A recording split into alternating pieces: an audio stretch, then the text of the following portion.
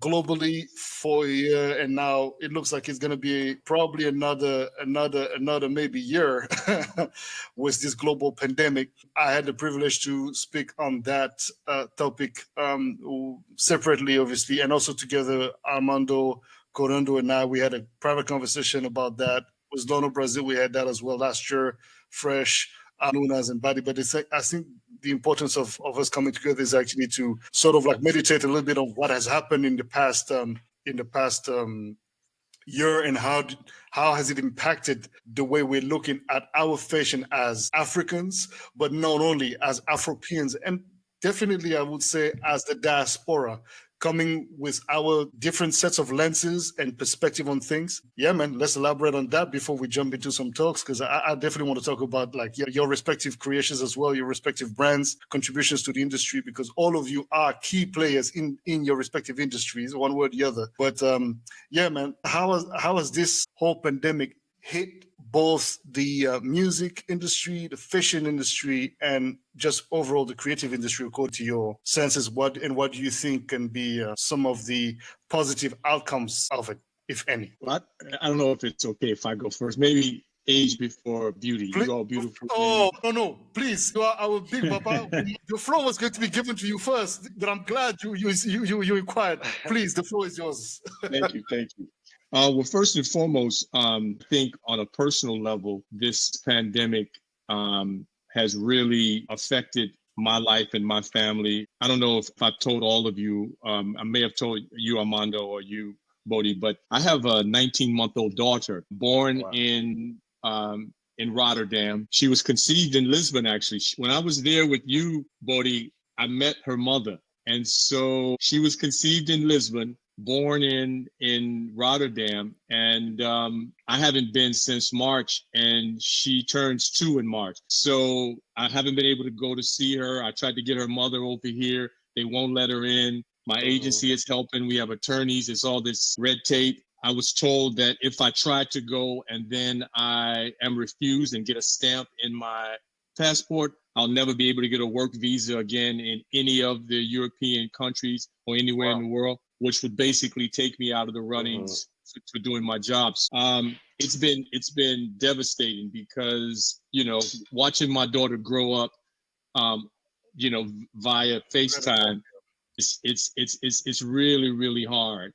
She doesn't, last time I saw her, she was just kind of turning over. Now she's almost running. She's walking now. And that's been very difficult to accept. But I want to say also, too, this has been very sort of mind-boggling as well, because I live in Miami. And when I see that other parts of the world, I talk to my friends in England, I talk to my friends in France, all over New York. I go to New York here and there. Miami is completely wide open. I mean, people like, locals, we wear our mask and we do our social distancing, but this is a tourist city. It's replete with tourists, and they come from all over America, all over the world. I don't know how they're getting in, but I see a lot of Europeans, and they're just partying, man. The clubs are open, the restaurants are open. It's essentially no pandemic here. It doesn't exist in Miami. I go out quite often. I go to the gym, I social distance. I go to the golf course. That's obviously social distancing. But when I notice it, it's sort of unreal, because then I hear about things that are happening in places like New York, where friends of mine are dying, places like England, where friends of mine are dying. It's quite mind-boggling. So I say all that to say that, this has really, affected everybody that I know. And as far as the fashion industry, in terms of my work, it's cut my work probably, I don't know, by 75%, because a good portion of my work was coming from Europe, and that's completely wiped out. And then, the little bit of work that's happening now for me that I go to New York for, it's like I said, it's cut it by at least 75%.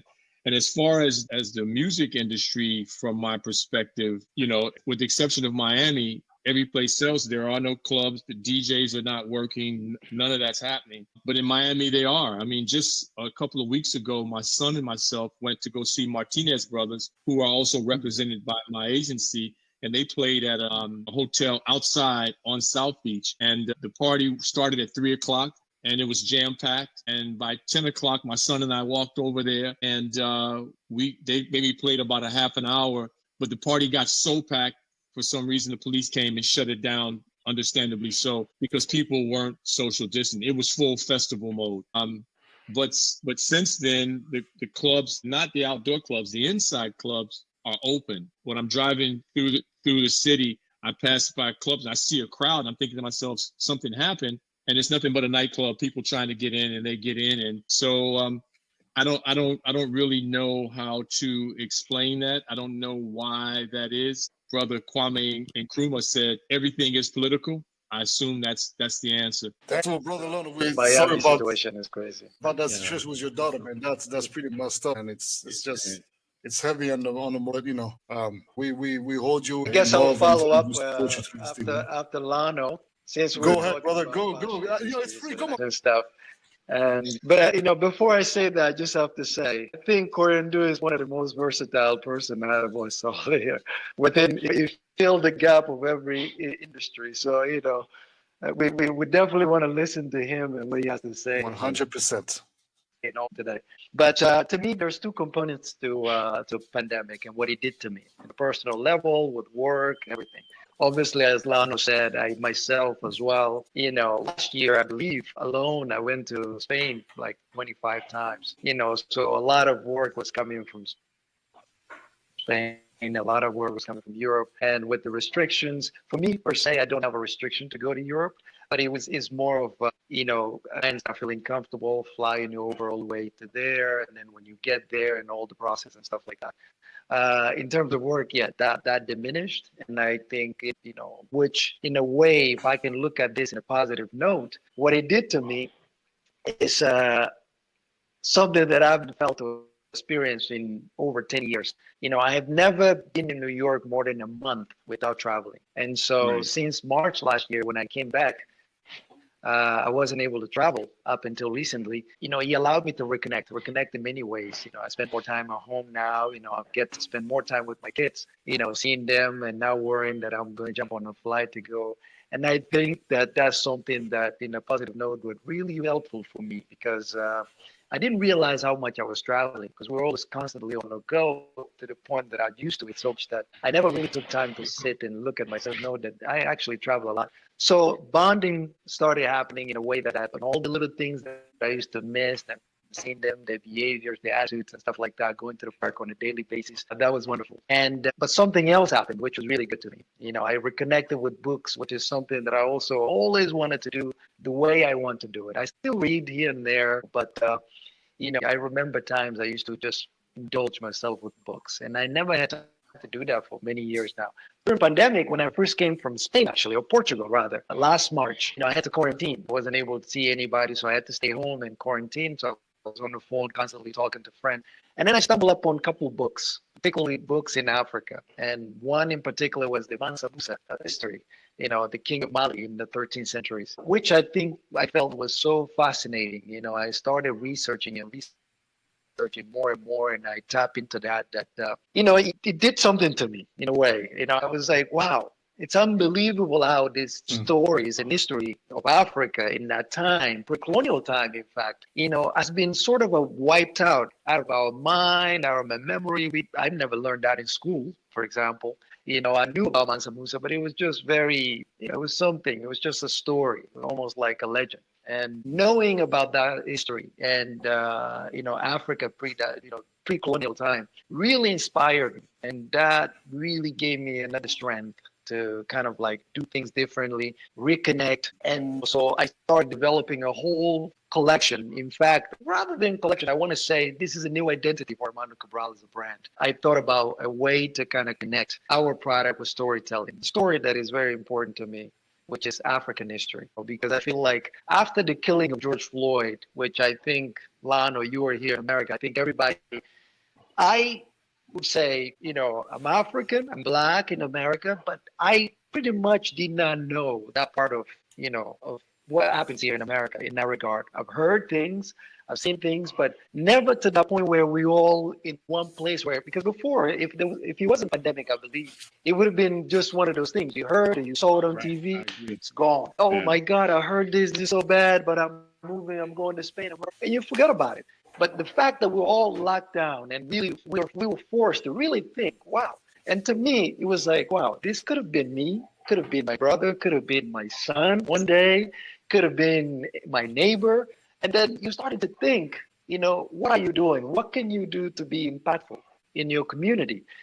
I certainly don't want my son and my daughter to grow up not knowing their real history, to be told in the different ways and the ways that somehow was told the story.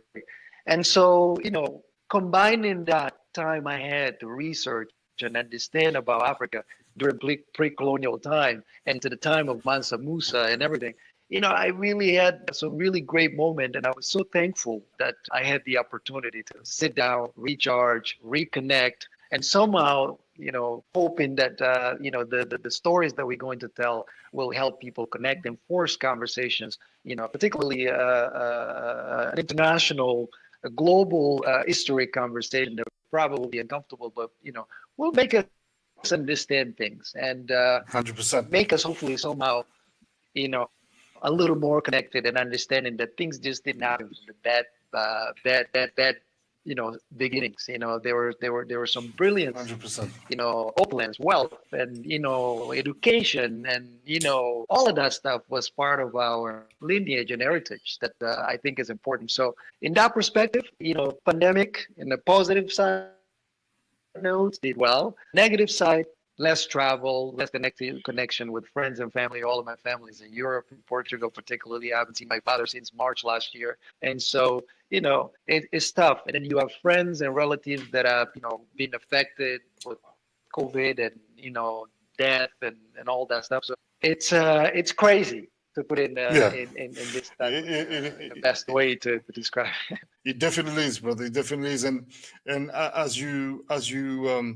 you well pretty beautifully put that inspiration of yours that really came as a result of the trauma that we all went through as we were exposed to the brutal killing of the late George Floyd, and how it triggered your creativity to actually connect even deeper and more with your roots, brother Coréon Dú. Yes.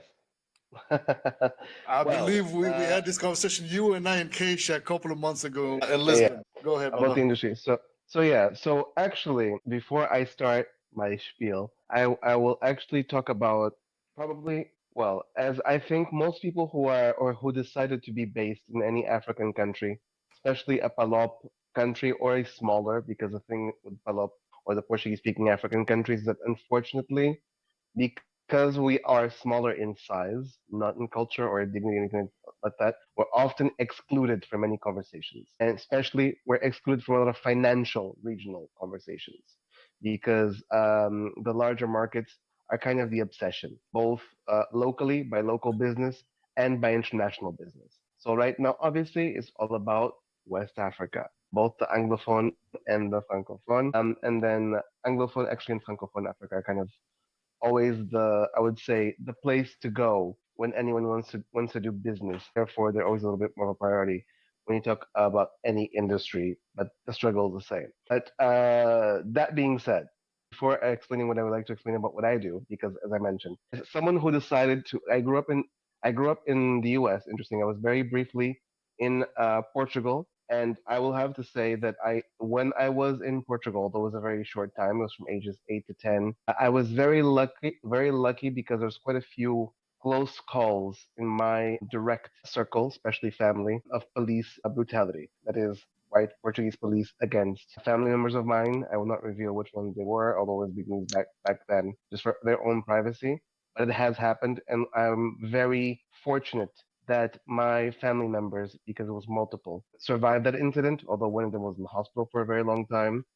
And I think as a child, that kind of informed me because I was maybe, 9 or 10 years old at the time, how unfortunately, um, how my skin tone is perceived and how the skin tone of people like me is perceived is seen in the world. But I was also lucky enough to have come from a place where we were taught to be proud of our culture and our identity. I think that is one thing that's very particular to Angolans, especially Angolans born, I would say maybe in the 80s and 90s, is that we're kind of, I guess, since the generations before us kind of fought for, it was that whole, like, independence and liberation movements all over Africa in that part of the 20th century. They kind of instilled that we have to be proud. You should be proud of who you are, of coming where you come from. And I never quite lost that. And that really inspired me in my work, especially when I went back to Angola in 2006. I started doing multiple things organically because every African entrepreneur has to have multiple streams of income. And if you want to be in the creative field, you kind of have to because you would not survive doing only one thing as you would maybe in like a different market because a lot of my friends who are in other markets, especially in the Northern Hemisphere and even in Latin America, have the luxury of only being able to do one thing. When you are in a place like Angola, th- there's no such luxury. So currently, when the pandemic hit, I actively work primarily in the television industry locally as well as in fashion. Yes, although I do design. My main focus in fashion is still model scouting and management, particularly scouting and training models from the Palop and African communities to launch their careers. In TV, I'm still very quite involved in TV production. And obviously, my part time job is a musician. Starting with the music part, no tours, no speaking engagements. So that I think kind of set the tone for things. For my work, in the work that I do with models, the most heartbreaking part to me was that in fact a lot of people with lots of potential were not able to work because obviously, even though, for instance, in the later part of last year, so that the last quarter of last year, when a few digital fashion weeks started, and a few campaigns kind of took up again. Sadly, most of them do not happen in our region. A lot of them do happen in Europe, in certain parts of Asia, in the US, etc. And most people were not able to get a visa. We all know that in the US there was a move to not allow new visas to be issued, which was kind of tough even for people who were working there because they were kind of concerned and didn't know whether they'll be able to continue working there or not. But luckily, a few people were kind of able to make it there or were there already. So I would say the positive part in that aspect is the few models that I do still mentor and represent that got stuck, I guess, in somewhere in Europe or in the US, were still able to start working again when things slowly reopened. And I will have to say that because of, I guess, the visibility of the tragedy amongst George Floyd's death and many other of the victims of police brutality that target specifically, black black folks, like men, women, trans people, etc. I think a lot of big companies kind of saw that they have to hold themselves accountable of how they deal with representation. Some are doing a better job than others, but at least they're starting to try, and I think that has provided some opportunities. There's still the issue currently of a lot of the talent, although I do get requests from like clients, casting directors, etc., who would like to work with certain people, but they're kind of stuck in like Angola and in Cabo Verde and South Africa, etc., because they literally cannot get a visa to get out of where they are to go anywhere else, and so that was an issue.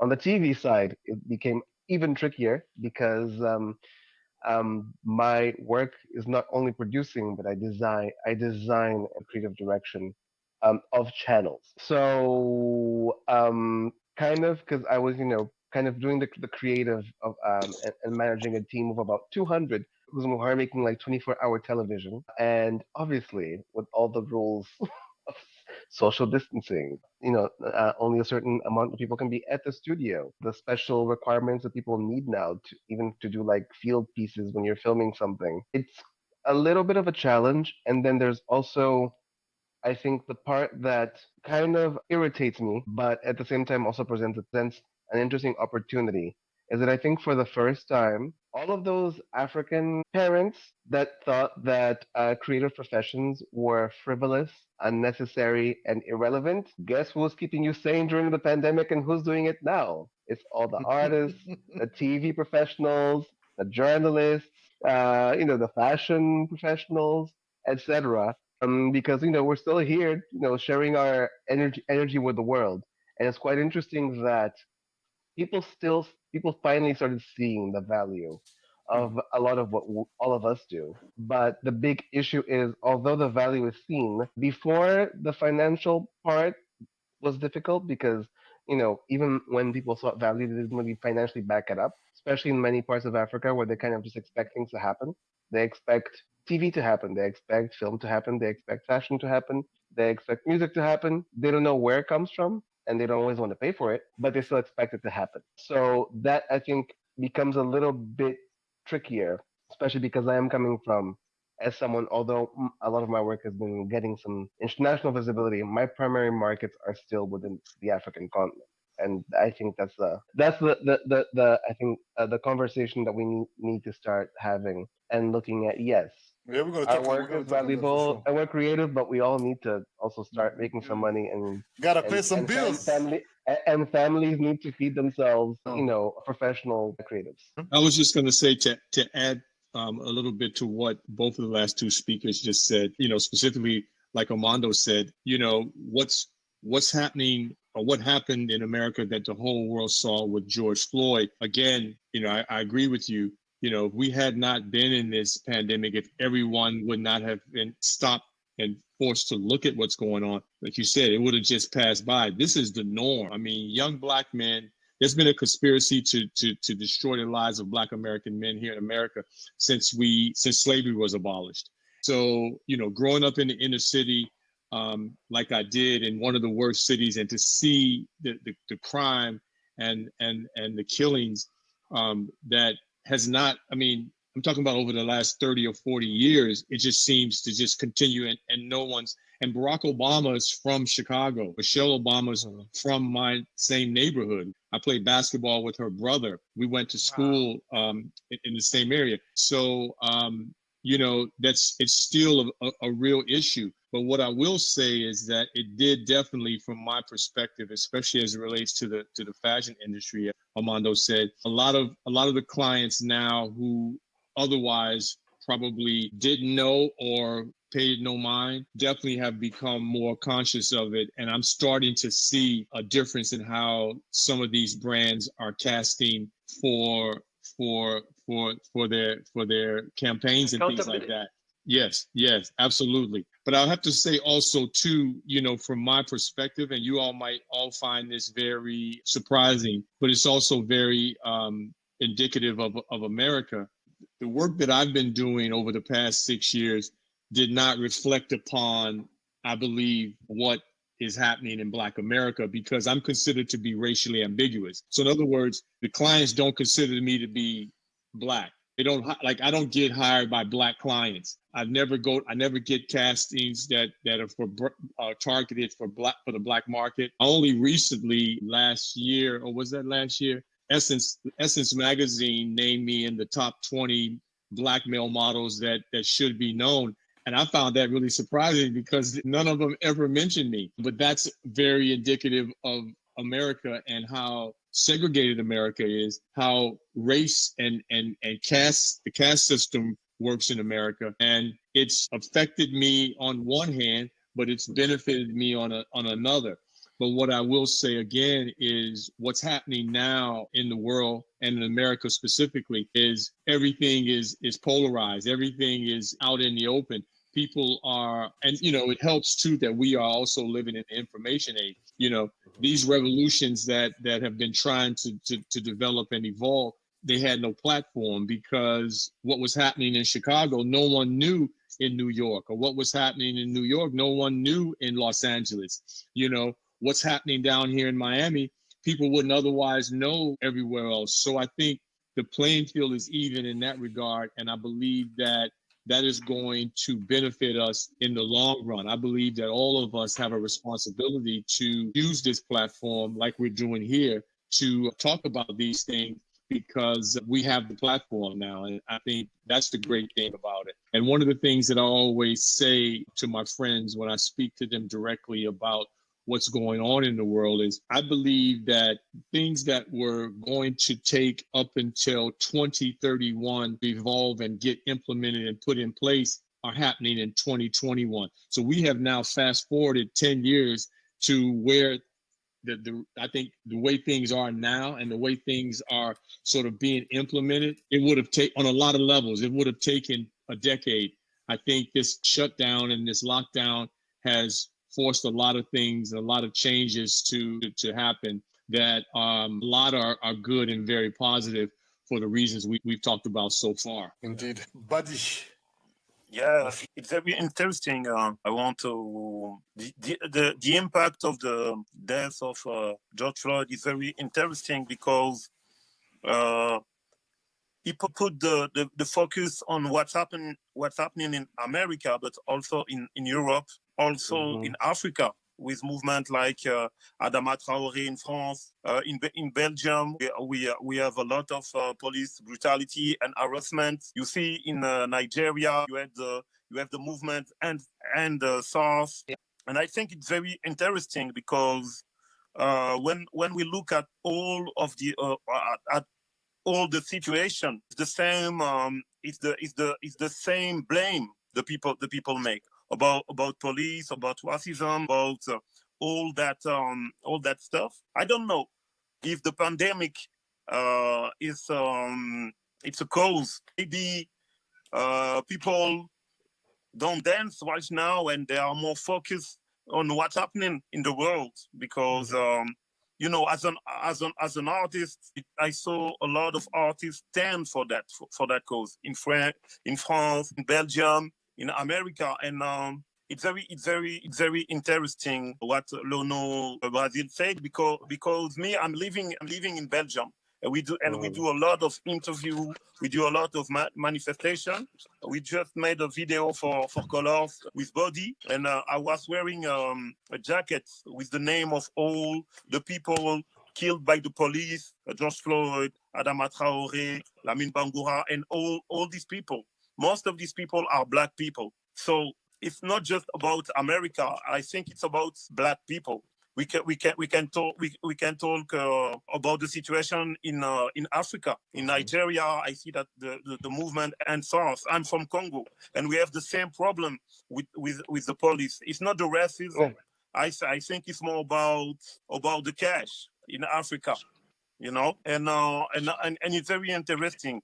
But for me, the pandemic in the second times was very positive because, like Armando said, I have more time to spend with my kids, more creativity. We do a new album. In this time, we release an album. If you know, as a human being, we have that capacity of adaptation. I think if you don't adapt yourself for the circumstance or for other stuff, you die.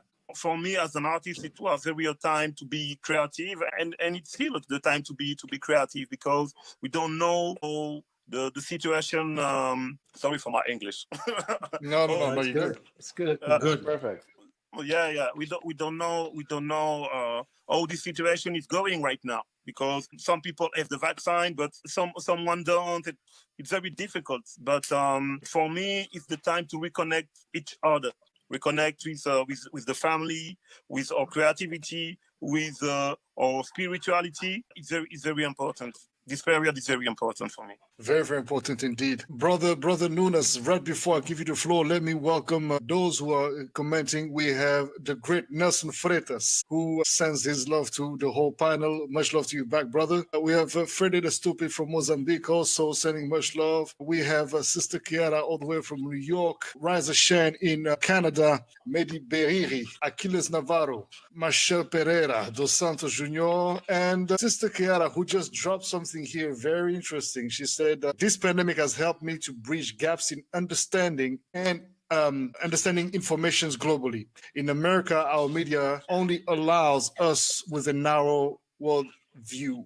With that being said, Brother Nunas, the floor is yours. Yes, the thing is what most of you guys have said already, but I have to say first, very sorry for Lono's situation because myself, I just had a baby, 4 months baby as well. So I really feel the pain that you are. I'm fortunate enough to be with my baby, which has been the thing that saved this whole pandemic to me. Otherwise, probably I'll be like Armando, not having the full time to be and have to be somewhere else. So this pandemic have, I think, negatives and positives. The negatives is definitely we all lost jobs. We are not traveling to get the cash. We are not traveling to go and meet our families, for us that have been living on the diaspora for some time, go and see family back home, all these things. But on the positive side, I think we have really personal time to be with the close family, and also to think for ourselves, what do we really need for ourselves, what is really important for us. Again, in my case, I'm very lucky. I've been healthy and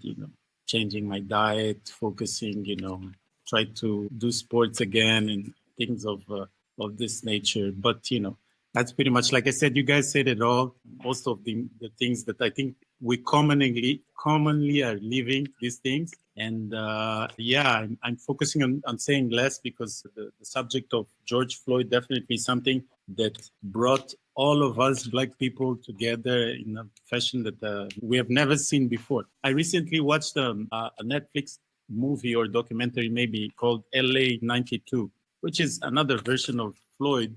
But back in the days, and these things have been happening. I lived in New York. I also lived experiences that are terrible. On a very close level, a friend of mine got arrested. He went to jail, and then they threw out of jail. And when we went to ask for reports, they say, "Oh, the New York police cannot give you documents that you were here." I was like, "What the fuck is this?" They wrongly arrest a person who came out of work, who was not doing nothing wrong. They arrest him. He stays 4 or 5 days in jail, and then they just take him out as, have been nowhere, and they don't want to be related because they made a mistake. But, at that time we were immigrants who could not really press charges to the NYPD. And, that thing was scary, to be honest. When I was the one dealing with police front defense and they were threatening me, like, I am from Mozambique. I don't think I want to go back there. But my friend was in, and I had to fight. Yeah. Seriously, Armando, that thing was scary. Like, that's when I realized that country was, New York police. That's when I realized it's not a place, it's not a flower to smell. You have to know it was cool for the positive things we wanted, we wanted to study, we wanted to do this and this, but being Black there was not the thing. It's not, if you're in the wrong place at the wrong time. Yeah, that's what happened to Floyd and what we saw. Yeah, what we saw. But the thing was that we came together for once. Here in Brussels, we did like a beautiful march, I think. And it looked like COVID was not here, but we went out and we did what we had to do. And I think as American everywhere else that, that have these situations like Badi explained, we have to do. I think, another cut you off, sorry, let me just really add, because it hit my mind. In America specifically, we have to also look at the industrial prison complex. Those are corporations that own the prisons, and it's a business. So this is systemic. Yeah. This is very systemic. So this is not accidental. It's not by chance. It's not random. Even the legislation and some of the politicians that are put in office. I don't know if you all know this, but Joe Biden, our now president, was responsible for advocating a law and a bill that went through Congress and through the Senate that locked up so many young Black men in the 80s and 90s that I'm surprised that Black people even voted for him. But somehow we seem to forget some of these things. And history has a way of disappearing if we don't talk about it, don't address it. But I just wanted to put that out there. To talk about, I don't know if that's the same case in Europe, but we have corporations that own prisons here in America. So the bottom line is, you follow the money, you'll figure out where the.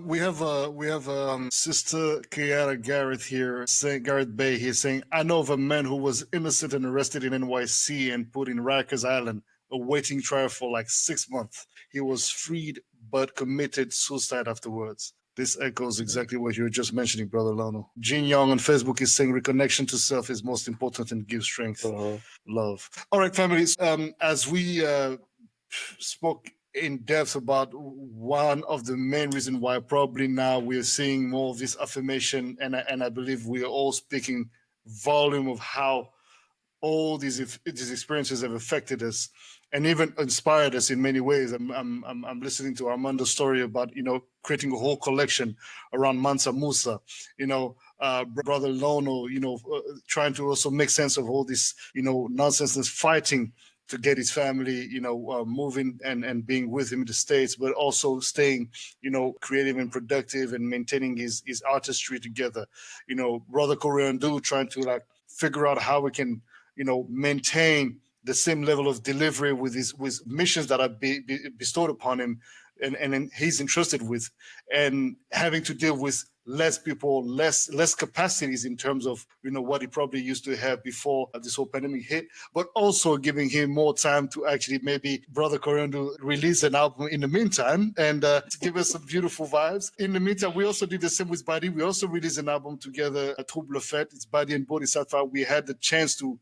We would have never had a chance to be on freaking Colors had it not been for this pandemic. I remember us talking about that before we even started really doing the album, and we're like, oh, these are things we were dreaming of, and then it manifested. So I think this year 2020 helped us manifest. Brother Nunas, I remember you and I in Niamey, Niger, talking about doing a couple of stuff together. Even as a matter of fact, coming up with the concept of urban African rituals, and talking about fatherhood, etc. And look at you now, you got a beautiful son, 4 months old, and bro. There's beautiful things overall. I think that the most important is that we're all alive by God's grace, and even though we've lost many, there's many more to be lost. Unfortunately, we're still gonna be standing firm, and as we look into these events inspiring us in so many ways. I want to echo something that is very interesting that Brother Lono said that actually I wrote down. I'm taking a lot of notes from what you guys are saying. They're connected. The racial ambiguity is something that I think we don't speak much on, especially as Black people or people of Black descent, of African descent, melanated and less melanated. That's a very important topic, especially between us men. We don't have that conversation as men because there's a thing. I don't know if it's an omerta where we feel like, we dudes, it's okay. It seems like it's very important to hold this space for us as men to be able to talk on that. And also, how come, and this will echo very much a conversation that Coréon Dú and Armando and I had, where we seem to want to always kill our heroes. Those we called friends, the moment we see them succeeding, we want to take them down. Why is that reflex very much connected, or seem to be connected to Africans or people of African descent or African American, like where we don't support each other really the way we should be compared to Jewish people, etc., etc. What is your take on that? Before we jump into the fashion world and music world and more conversations. I'd love to speak on that. Please go ahead. Go ahead. That I'm very passionate about. I just hope not to be too long about it. Please go. Point that you mentioned is something very important. I know nowadays there is a topic that I think has been becoming more popular, and it's quite controversial because it's often misunderstood, which is conversations about male rights. And the reason why I've started becoming very interested in this is because I've always advocated for equal rights. But unfortunately, most of the conversations about equal rights and feminism, although they were supposed to be about equality, they were a little bit more skewed over the past 5 decades, more towards the needs and the gaps that were created and needed to be, I would say, addressed for women. But in the meantime, that also created a problem, which I think has created 2 problems actually. It's which has miseducated both men and women about themselves and each other. And the reason why I say this is because the world is being forced to digest a form of quote unquote feminism, which is not feminism, because feminism is about equality, social equality and equity of the genders. Right now, we have like Karen feminism, which is a bunch of people with political agendas. And unfortunately, a lot of them were melanin deficient who took advantage and hijacked kind of, certain movements. And this happens in every social movement, their own agenda. And as we see, now getting to the part about men, there are, I think, great things that have happened as a result of a lot of feminist activism, including the fact that I'm very happy that now a lot of feminist activists and intellectuals are talking about the importance of actually including men in the conversation. Because what has been happening is that, unfortunately, this very extreme sect of people who call themselves people who are gender rights activists actually exclude boys and men across the board. This happens in education, both in social and formal education, and then it includes, has reflexes later on, such as what Lono was talking about, the prison industrial complex. And I was actually pleasantly surprised that for the first time, movements starting to happen because something happened to a man or to men. But sadly, if you guys take notice, and I'm not saying one is more important than the other, Black Lives Matter has always existed in some form or another. And it exists, I think, for almost a decade, if I'm not mistaken. When people started talking about George Floyd specifically and violence towards black men, then there were very loud voices to bring the conversation back to violence against black women, because unfortunately, male bodies are not important. And this is not just black men, this is across the board. In most societies, Yeah, men are not important. it's true. Fathers are devalued. Mothers are considered important. Fathers are not considered important. But then Yep. when children have issues, both female children, male children, non-binary children, when they have problems, then they say, "Oh, it's because of the patriarchy." And I'm like, if you're saying that only mothers are important legally, because in most legal disputes in most countries, even when the mother is wrong, the biological mother, I would say, she's right, fairly or not, they say, okay, that's a reflex of the patriarchy. Yes, if you're speaking about countries where there is very repressive law towards women, yes. In most Western and westernized countries, that is not the case. Because in certain aspects of life, that happens. Hey, in modeling, women make more money than men. So, which is a Wow, fun fact. And I didn't know that. That's yes, interesting. there's more female consumers in the world. There's more women than men in the world. Therefore, it's fair that they make more money. I get it. True. True. So that's the thing. Like most you cannot be a chauvinist and be a male model, because you have to be comfortable with the fact that your female colleague will be making more money than you, because it's a statistical fact. It's based on the amount of money that is spent. It is not because you're doing a better job than she is or vice versa. It's because you're doing the same job and you're being fairly paid for what the brand has to offer you based on their marketing budget. You know, Interesting. so if the world population was 50-50 men and we were all spending the same amount of money, then that would happen. But it is, although yes, it is an exception. It is one of the few industries where that happens, but it happens. But I will say with men in specifically, and I always like to say this to everyone who has children or nephews or little brothers, regardless of whether you're a man or a woman, please be mindful that we have taught a lot of, I think, the wrong ways about how to deal with having a balanced society. Because I think that from an early age, boys need to learn about girls need to learn about boys, and people who are non-binary need to learn about every other gender expression. Because the big issue that I see, and I see this now with like a lot of Gen Z kids and even some younger millennials, is I see young men and young women who don't know how to have a conversation, because it's always a confrontation. It's about who is right, it's about who did something wrong, and unfortunately, if you're a man right now, if you're a boy right now, you were born wrong, because you're at fault for everything that's wrong. You're the violent one. You're the aggressive one. You're not allowed to have emotions. You're not allowed to talk about your emotions or show them. True. True. Very true. And It's a and you're big only problem. supposed to It say is a yes big problem. to what the opposite sex says, which I think is a miseducation. Because if we do want equality, we do have to treat each other as equals. We have to be able to learn from each other, which again, it goes back to early education, both at home and in the school environment. And now moving on, so just to not be too long about the Yeah. killing our heroes thing. That is the killing our heroes situation is very much I would say a brainchild of, I think, two things, especially when we're talking about the African diaspora context. One aspect of it does indeed have a colonial, raison d'être, Hmm. because let's not forget that in order to keep non-white people, and this extends to other ethnicities as well, non-white people complacent, you had to keep them fighting each other. It's kind of like the house slave versus field slave situation. where you're still going to be doing horrible work.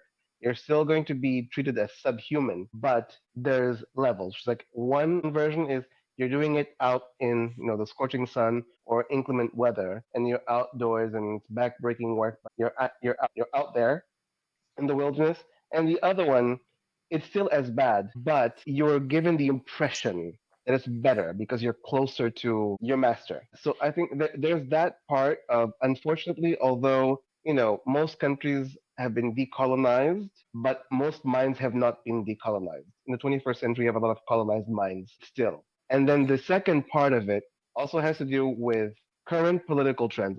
I like to avoid politics, but unfortunately, there's quite an interesting Get phenomenon. at it, brother. Get at it. Get at it. Yeah, now there's quite an interesting phenomenon, and I find it quite fascinating about how there's a lot of political extremism now because most young people now are either very Marxist or very fascist. And there's no in between because if they were in between, we'd be able to have a conversation without it being a shouting match about who's right, who's wrong, who has the right views, who has the wrong views. Because right now there is no conversation. I don't really see people with opposing views having intelligent conversations. It's all No. about confrontation. About canceling one another. Exactly. So the reason why people kill the heroes is because Constructive, unfortunately, very constructive. if you mix these two elements, what you have is, for example, if I think that Armando or Lono or Boddhi, Nunes, Badi, etc., are my heroes, there's always an outside voice that will use certain triggers to kill their image in my eyes. And for the most part, they use a lot of mechanisms which are very like Western colonial style triggers to do that. Or some that are kind of like these political dog whistles that happen. Like for example, I will speak from the Lusophone perspective. I find it very interesting that in most Lusophone African countries, and I say this from experience, there have been things that I myself have said about myself online, but then no one paid attention until a Portuguese newspaper written by either a white journalist or a black European journalist said that, or their version of it. And I'll give an example that I think this is the best opportunity to actually talk about this. I find it very interesting that I'm someone who is non-heterosexual, and I was never in the closet, and I've been very candid. And although I don't really share my private life, I have a sense of humor, and I share that a lot on my social media. I've had social media for I think a decade or so. However, most people in the world, especially in the Lusophone world, think that I came out of the closet in 2018 because a Portuguese tabloid that needed clickbait posted a meme that I posted on my Instagram stories saying that I had come out. I made like a statement.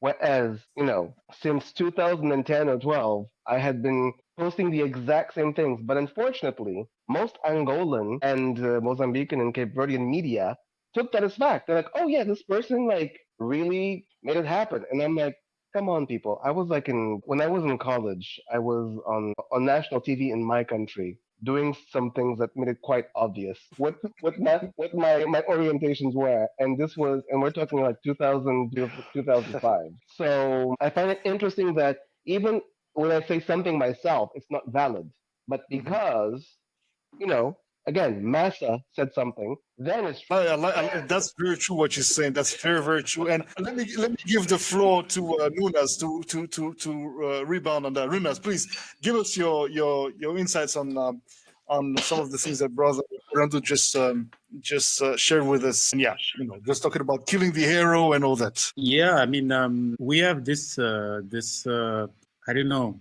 it's a disease almost like that we never keep our heroes as heroes for ourselves, but maybe we have a tendency to follow some sort of current. And also we are manipulated by media and so many other sources of information to kind of take us on the path that, I don't know, that's why probably we're talking about this. We kill our heroes. I don't think that we necessarily do that. We are somehow probably driven or manipulated to react in a certain way. That's why probably Coréon Dú also mentioned that most young people today are either Marxist or fascist. I mean, why that? Why are we doing that? So I probably think that it depends on the seed, how the seeds are planted, that, make these branches or trees grow in us, and we don't even realize, and then, therefore we are killing our heroes. As far as supporting brothers, it goes on the same wave. I feel that a lot of people there that do great things, some people alive, they just, they've forgotten if they're not in fashion anymore, if they're not on the right channel, if they're not on the right magazine or the right stages to perform, we tend to not support them anymore. And it's very sad. It's very sad to see these things happening in our Afro-Black communities, that we don't stand for our own values, and we are easily manipulated. This And then the funny thing is that the manipulation is surprisingly intoxicating even people that we would believe educated. And on that, brother Lono, go ahead. I wanted to say something, because this isn't I'm speaking from, I think I'm the only American on this panel, right? I'm an honorary one. I'm Angolan, but I grew up in the U.S. I was there since childhood until college. What city? I'm Virginia. New York. Virginia.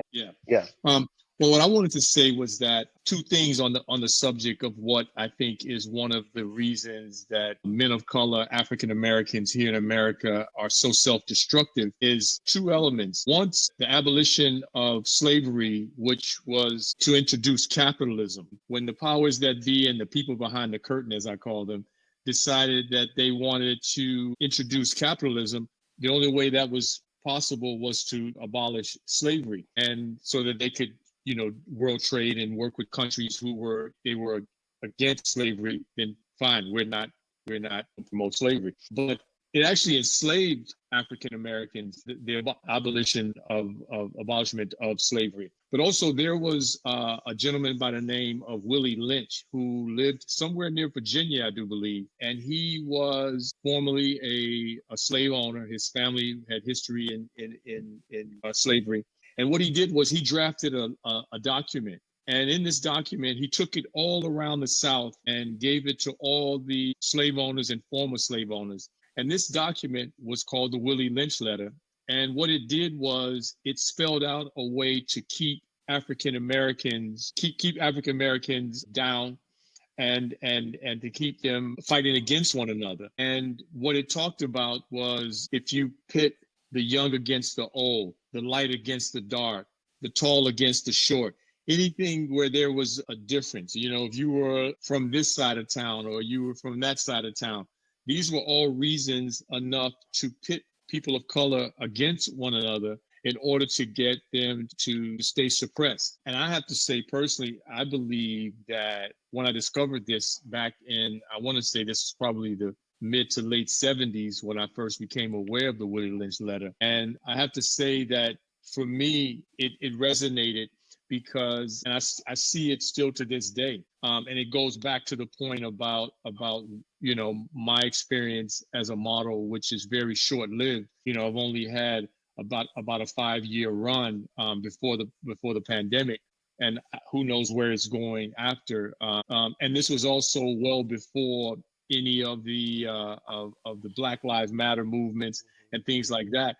That's not what promoted, I think, my ability to work for the variety of clients that I was able to work with. But the point I'm making is that, you guys can all look it up. I suggest everyone that's listening, look up the Willie Lynch Letter and just read it. And it speaks directly to a lot of the reasons I strongly feel America was able to keep the people of color suppressed. But isn't that interesting? Whereas this is also obviously being seen and resonating deeply with our diaspora and African communities, even back home on the continent. Badi, can you speak a little bit on that? Because I know you're very, very, very in tune with the topic as well, just like all of us. But you and I had some conversations on that in that regard. Can you echo maybe what Brother Lono has just shared here? Yeah. But for me, there is three questions. What's the definition of a black man? First, what's the history of a black man? How to raise a black man? Because, we're talking about ambiguity, What's a black man? It's a zero, homosexual. What's the history? Is an African or Afro-American from the West Indies, from Africa, from the diaspora? that's there is a lot of question, and the problem is all that question is.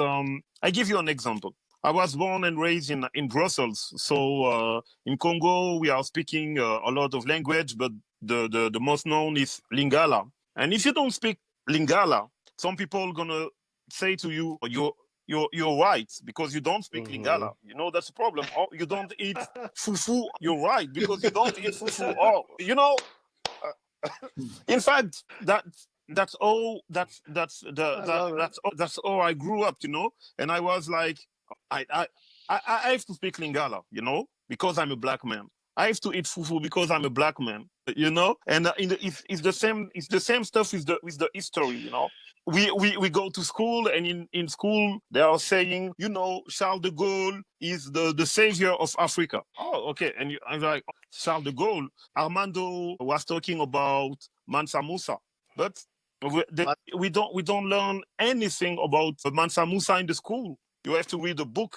There is I don't know how to say that. There is a word when they say, if you want to hide something to a black man, put it in the book. And that's a real problem. And that problem leads us to killing our heroes. Because what's the heroes? The hero is the person that disturbs the system. The hero is the person who's changing the narrative, and that's the reason why we kill our heroes. Because sometimes it's about the power, sometimes it's about the cash, but in fact, it's about the misunderstood, They kill Lumumba, they kill Sankara, they kill Gaddafi, they kill Malcolm X, they kill Martin Luther King, In fact, in fact, that's the real problem. We don't know ourselves. Because when we kill our hero, we are killing ourselves. So for me, that's the real problem. Yeah. Yeah, please. I think based on what Coréon Dú said and Lono, it's everything. I just want to extend to most of the things that you guys said, which is true. First off, for me, as I said, I believe that I've always lived inspired life to be more conscious of myself, my history. And, I believe also time is what takes us to wherever we should go to and around. And this is what the pandemic did. It's consciousness, the awareness of knowing the lies that have been told to you. Because that's the only problem. If you're talking about particularly about killing our heroes, it's the lies that have been infiltrated in our minds. And we're still so mentally colonized in a way to believe that, and so many things. I'll give a perfect example here that I'm sure we all had this experience where you have an issue with someone that you don't even have any relationship with yet, just because somebody told you that. Be careful with that guy, or don't mess with that guy. Ooh. And that's the problem. We never take the time to really get to know each other on a personal level. My experience with Coréon Dú might not be the same experience with you, Boddhi. So if you're going to really take on whatever happened and really make up your mind already, you already killed him. He's dead in your mind.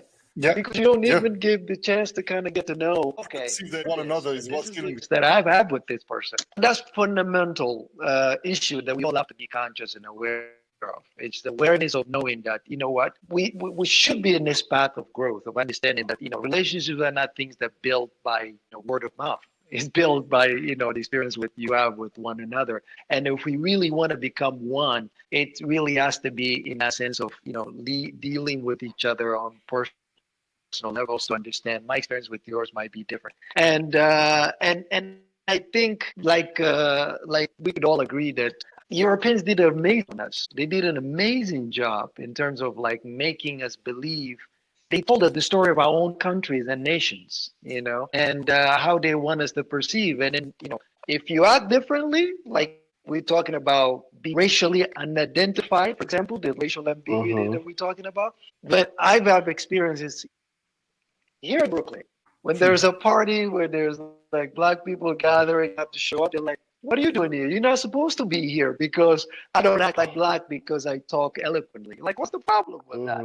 And there's these things that we create ourselves. I have to act ghetto to be identified as a black man. No, I don't have to. And so it's the perceptions and the ideas, the things that we need to really, and when you look at it, it's a problem that's been, given to us that we haven't really put the work to kind of understand that, that was all mind trapped. That in order to move forward from that, we really have to see each other from one lens. We all equal. We all men and we all humans. And I personally think, even not talking about racial thing, we have to look at each other as humans. That's the first fundamental. When you come from that part, then you should be able to really identify preferences and choices and behaviors and attitudes, which is really what we're lacking.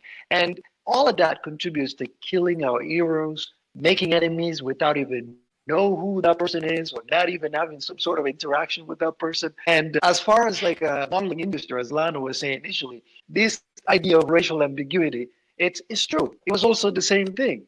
They probably will look at you, they're like, well, let's call Lano because it will fit perfectly between the light-skinned guy, the black guy, also black, the exotic, and there you are. They don't have a box for you, but then you're like, yeah, but if he's there, he's not Caucasian per se, but he can fill the gap of all these other things. It's just something that I think, with this consciousness, with pandemic. Sorry? Lano, you were going to say something? I was just going to say, no, to your point, the funny thing about it is that if you look at the way they book models here in America, because I don't know very many African Americans that are successful on the level of, say, you and I. There's not that many. Most of the models that work on the level that we are not typical African Americans. And the irony of my situation is that I've never been paired with a woman that was an African American woman. I'm either paired with an Asian woman or a white woman. It's some unwritten rule. I don't know who. Well, I can kind of speak on that just from an advertising perspective, especially with the US. Unfortunately, a lot of times people forget that when models are hired to do especially campaigns, you're not there to reach out to people who look like you. Which is why they always look for people, regardless of ethnicity. It's quite interesting that most agencies, especially in the US and Europe, always look for people that have features that kind of can go cross race, regardless of your skin tone, regardless of whether you're black, Asian, etc.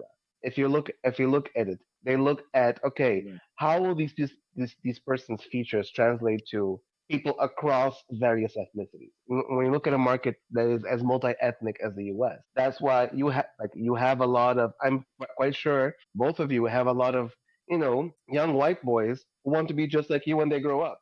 They don't know why exactly it is. Why exactly it is. They want to be models just like you. But there's a reason. We're not typical black men in terms of like Armando said. He doesn't act ghetto. I don't act ghetto. I'm from the ghetto, and no one believes it. Everyone's looking at me like you can't possibly be. And I've had the same, and it's quite funny that I've had the same experience you guys are talking about in two different places. So both in the U.S. and in Angola, people always told me I sound white. Right. Because when I got to the U.S., I still, I came from Portugal, so I still had a Portuguese accent with a British twang, and a lot of my behaviors were Angolan.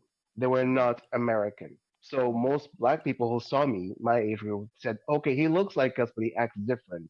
Therefore, he's like an other thing that we can't quite identify. And then white people had the same issue because they're like, okay, it's someone who is black, his name sounds Latino, but his language is not Spanish. So we don't quite know what box you fit in. But then the Latinos embrace me because they're also kind of in between. He's educated. He speaks eloquently, and he doesn't act like the other.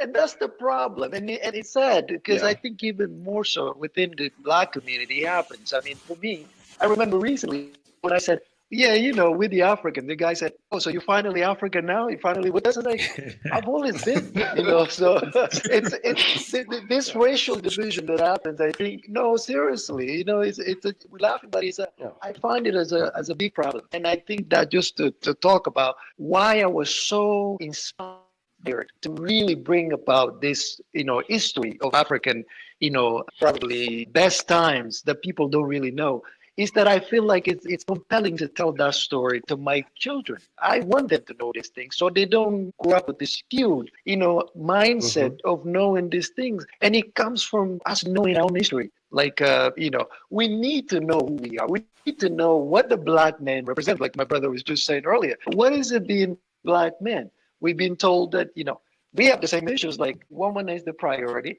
but we cannot show emotions. We have to bear all the problems. We have to go out there and kill lions to bring home. And when you fail to do so, you're not a man. And all of those things are just, I think, is conversation to have now moving forward in order to have like a support system. I think, first of all, this is beautiful that we have it. This is almost as a therapy.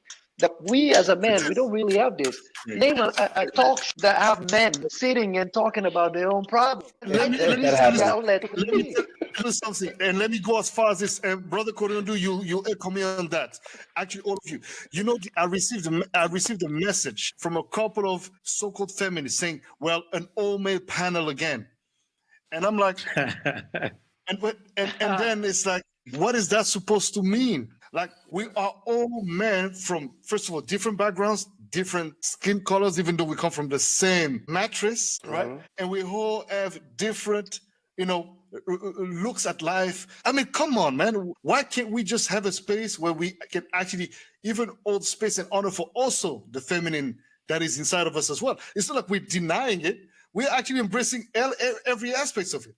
And on that regard, then allow me to then I wouldn't say necessarily go make a 360 turn from what you just said, Brother Armando. However, I guess I would actually take the conversation now to the stylistic, the looks, the elegance, the apparatus, the gravitas of the brothers. And I want to give the floor to Brother Nunas before I pass on the floor to the rest of you brothers. Brother Nunas, let's talk a little bit about this Afro-sartorialism. Big shout out to our brother De Fustel, who's actually one of the big defender and ambassador of the Afro-sartorialism. But I think it's a very interesting conversation to have. What is sartorial talks from an African perspective, and what is African elegance? What does it mean, from the perfume, from the way we put cream on our bodies, from the way we look at ourselves? Come on, let's go, Nunas, let's go, hit us. There are many ways to look at, but this thing, I'm very curious to see what Badi will say, because you guys invented this kittendism thing, which I believe it's equal to sapeur. In the Yes. this guy's in this thing, and like I myself, coming from my New York background, like when I arrived back in New York in 2003, I always had this thing for fashion. But back then I was like more of a Sean John. I wanted to wear wear or these things. But when I arrived there, the funny thing is, like, I felt like, the ghetto people were wearing that too. And so I said, I don't want to be wearing this. It's not in fashion. And that was probably the time that also skinny jeans is coming into the game and things. And I was like, I'm going to start wearing this style and, slim a little bit here and there, start driving away the wear, all the basketball jerseys out, the T-shirts, all white T-shirts, V-necks and stuff start coming in until, let's say, fast forward 2012, when I moved out. I also got tired of that Afrocentrism, and see the elegance of the wax in Africa was growing, and also probably the dandism of the sapeur, the Congo sapeur was coming in, and I probably went more on that line afterwards. And I like this vintage style and mixed with some African stuff, and always try to create new possibilities in my personal closet, and also appreciate people on the same vibe. Like, Badi here is my comrade. Definitely, we here in Brussels, we always like to hang out and do WhatsApp and that's pretty much my. Man. No, go ahead. I want to get to Virgil Abloh all the way up to what they just dropped with this new Louis Vuitton collection, and especially that market where you see a lot of people, because from the top, that thing looks like Congo, man. Looks like this suppose in Congo at Grand Marché or something, everybody passing, and I mean, not saying that that's what it is, but to me, it really brought me a lot of what these suburbs are doing to us black men. Let's put it in the fashion world. I think it's quite impressive what they created and they keep on doing. But yeah, I'll pass it on the ball to the pros. You guys are the guys in the business. Brother Lono, can you speak on that, because you also came from an era in time where you literally rub shoulders with some of the greats. I mean, you said it very beautifully in your introduction. Drop us some Basquiat stories, drop us some Keith Haring stories, drop us some of that, brother, and drop us some of that now too. We wanna hear that, brother, instead of gold. I mean, okay, absolutely. Well, getting back to what Nunas said a little bit about that point about Definitely. when fashion was kind of turning away from hip hop clothing into dandyism. I think America sort of really came a little bit late to the party on that, because for me, I was involved with and probably shared responsibility for helping usher in streetwear into what we now know to be mainstream fashion. The way I did that was I got involved with a brand. Well, living in New York in the 80s, like Boddhi said, I was hanging around downtown. I only lived in downtown, so I didn't really go. I would go to Harlem, go to Brooklyn occasionally, Harlem on weekends, because it was, you could get more, Afrocentricity. Downtown was where everything was happening. I'm talking 1985, 86, around then. But what was happening downtown was this big sort of like melting pot of cultures, all kind of clashing together and all kind of intermingling. And that was normal. That was I used to go to punk rock clubs. I used to go to reggae clubs. I went to house music clubs or discos. But all these different scenes all kind of came together. And, that kind of influenced where style was going. Back then, you were celebrated for being different. Now it's everybody kind of looks the same. Everybody dresses the same. When the trend happens, everybody goes with that trend. If a fashion house or a big brand decides this is the inspiration or this is the look, then everybody does that. It wasn't the case back in the 80s. In the 80s, the more individual you were, the more unique you were, the more you were celebrated. And I think myself, how I was able to enter into that world was because I looked at a little bit of everything. I was into punk rock. I was into reggae. I was into rock and roll. I was into soul. I was into R&B. And then hip hop was starting to emerge. Hip hop came on so strong, there was no denying it. But there were no fashion brands for hip hop. Most of what people were wearing was more regional. Guys in Queens dressed more like Run DMC. Guys in Harlem dressed more like, Dougie Fresh. And they were uptown in Harlem had its own kind of vibe, and people understood that. Me personally, being from the south side of Chicago, I don't know if you guys are aware of this, but we have this gangster thing that's been going on since Al Capone in the 1920s and the 1930s. So Chicago always leaned more towards a gangster kind of a thing. And even though it's a very big city, it still has a lot of small town kind of vibe to it. But anyway, like I said, taking all of this into consideration, I somehow learned how to amalgamate all of that and create my own personal style, which allowed me entry into places that the average person wasn't able to go, because New York was very segregated, especially downtown. Celebrities, along with regular street kids, skaters and, rappers and DJs and drag queens, and just everybody all hung out together. And there was no discrimination. The only discrimination was that you didn't belong because you didn't understand what this was. If you had an understanding of it, you could have entry into it. And I worked at a nightclub back then called Nell's. And Nell's was kind of the post Studio 54. After that meltdown happened in disco and this new sort of thing was starting to happen downtown, Nell's became the epicenter. I think Nell's opened in 86. I started working there in 87 and got asked to work there, and became acquainted with, most of who was controlling what was happening downtown as it related to music, art, fashion, everything like that.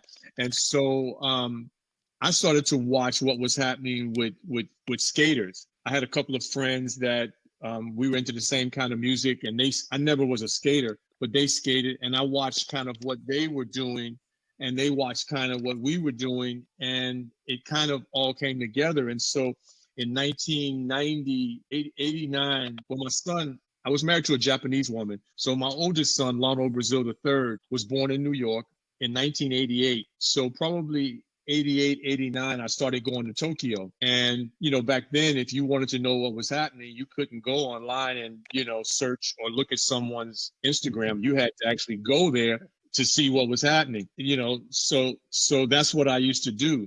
So I started traveling. I think I told this story before. You did. You did. And by the way, brother, not to cut you, but we got Sister Kiara saying that I used to go to nails. I used to get all types of drunk at nails. Yeah, it was that kind of place. I mean, and the thing about it was a private club, but if you came up and you had the right energy and the right vibe, I could get you in. But back to my point. So I married a Japanese woman, and I started going to Japan. And I saw what was happening in Japan. But prior to that, I spent some time in Paris. I spent some time in England. And I sort of connected the dots on all that and realized that the future of where streetwear was going to go was going to be rooted in what we were doing. Fashion hadn't yet to take notice of that. These big houses didn't care about what was happening on the street. But I actually knew, or had I had a feeling that it would. And so I got connected with a guy named Sean Stussy, who used to come to New York, and he used to give me clothes. He'd give me a T-shirt or give me a cap. And the skaters used to wear this stuff. And he sort of angled it and sort of was designing it with inspiration. And here's a young white guy from Laguna Niguel that was a surfer. He started using fabrics and designs similar to what you two are wearing, Boddhi and Nunas. These sort of batik sort of inspired things. And he would take a shirt like this, but put like, red, green, and gold or these kind of things, or some kind of African inspired thing.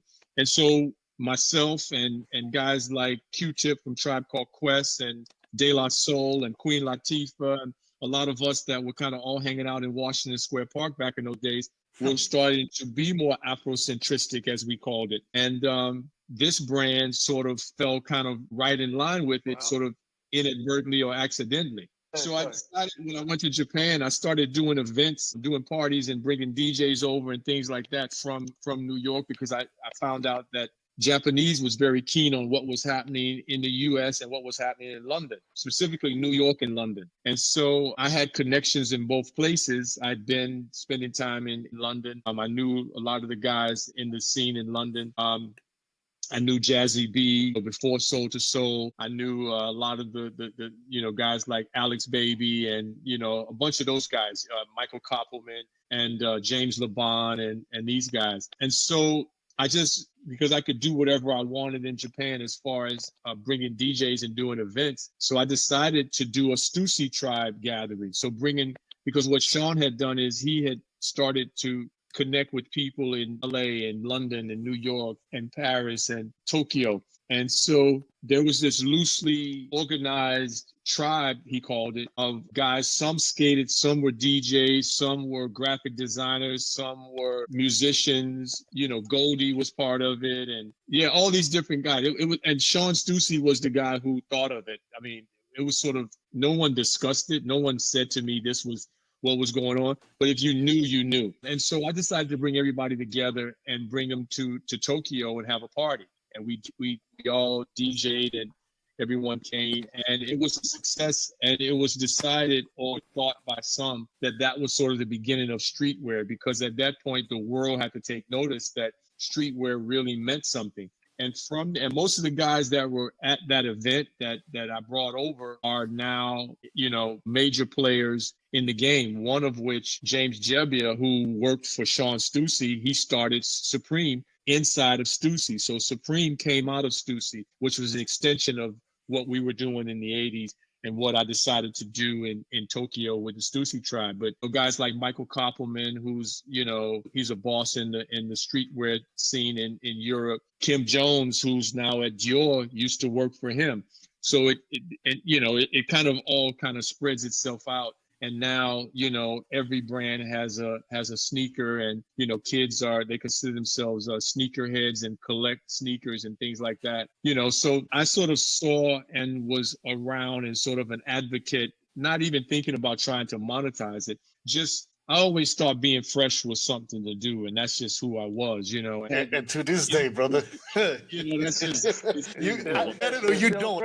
And this really echoes, the whole thing I wanted to touch on. And thank you very much, brother, for sharing these amazing stories, because that's exactly echoing the epitome of what we're trying to tap into. And I think, Coréon Dú, you can maybe definitely add quite a lot to what brother Lono Brazil just shared, especially coming from what your contribution was for the whole, also helping Kuduro as a movement, as a sound, branch out of Angola through the festivals, through the movie, the documentary that you produced, the styling. I mean, we do Friends, we do your whole brand, like the whole, even you, like, bro. About yes, what we're talking about why people love our style. Let's go, brother. Hit us with the knowledge. I will say this. A lot of things that Lono was saying definitely do resonate. Actually, still till this day. I'm not sure about the other realities, but especially about Angolan and especially Luandan style, and I think a lot of it was fueled by Kuduro culture, because I would say that for the most part, this was like me growing up, and even now, most people are quite conformist, and that's just a worldwide, a human thing. Most humans, we like to conform, we like to find our tribe, etc. And when I was growing up, something called Kuduro emerged, and one of the things that fascinated me the most is that although it started as a music movement, it kind of evolved and attracted a specific kind of person, and mainly of the younger generation, which is pretty much people who are not afraid to experiment, who like to mix two things that they think make no sense whatsoever together, and they work. And this started with, I just remember like back in the day going to a party and having a DJ who was mixing, and this was when they were like doing like live mixing with vinyls, like a techno track, and then a carnival song from like Os Quiesos, and trying to make something new happen, or or just speeding up the BPMs on random things. And I think that lack of fear for experimentation is quite interesting, and is still very much existent in a lot of, I would say, not just Angolan but African style, because let's not forget that a lot of people, especially in the continent, do not shop in retail locations. We shop at the market. There's a lot of second-hand buying, and we have to make old things look new, or we have to make that shirt that our auntie made us, mix it with our own personal style and make it look fresh. So I think since there is that constant reinvention of how to use the same thing in many different ways, that really does inform especially if we look at the urban African environment, how people deal with how we present themselves. Well, especially in the Central African region, including Angola, there's this slogan pretty much, which is looking good is the closest you'll always be to feeling good. So, and being good. Very true. If you look good, most people will think you're a good person, and that will make And you if you feel smell good. good as well. Exactly. So, and as for that part, let's also not forget one thing, and this is something quite African. A lot of things that made, and I know this is going to be sound problematic, but people can look this up in history. But if a few thousand years ago, a lot of the things that made Europeans civilized did not come from Europe. A lot of them came from either Africa or Central and South America. Because let's 100%. just say that our empires had indoor plumbing before it hit Europe, and Africans introduced Absolutely, algebra to Europe, absolutely. and many and architecture and many other things. So in terms of self-presentation, there is a historical reason for why not all but most Africans have a relationship with how we present themselves. Obviously, there's two versions of it.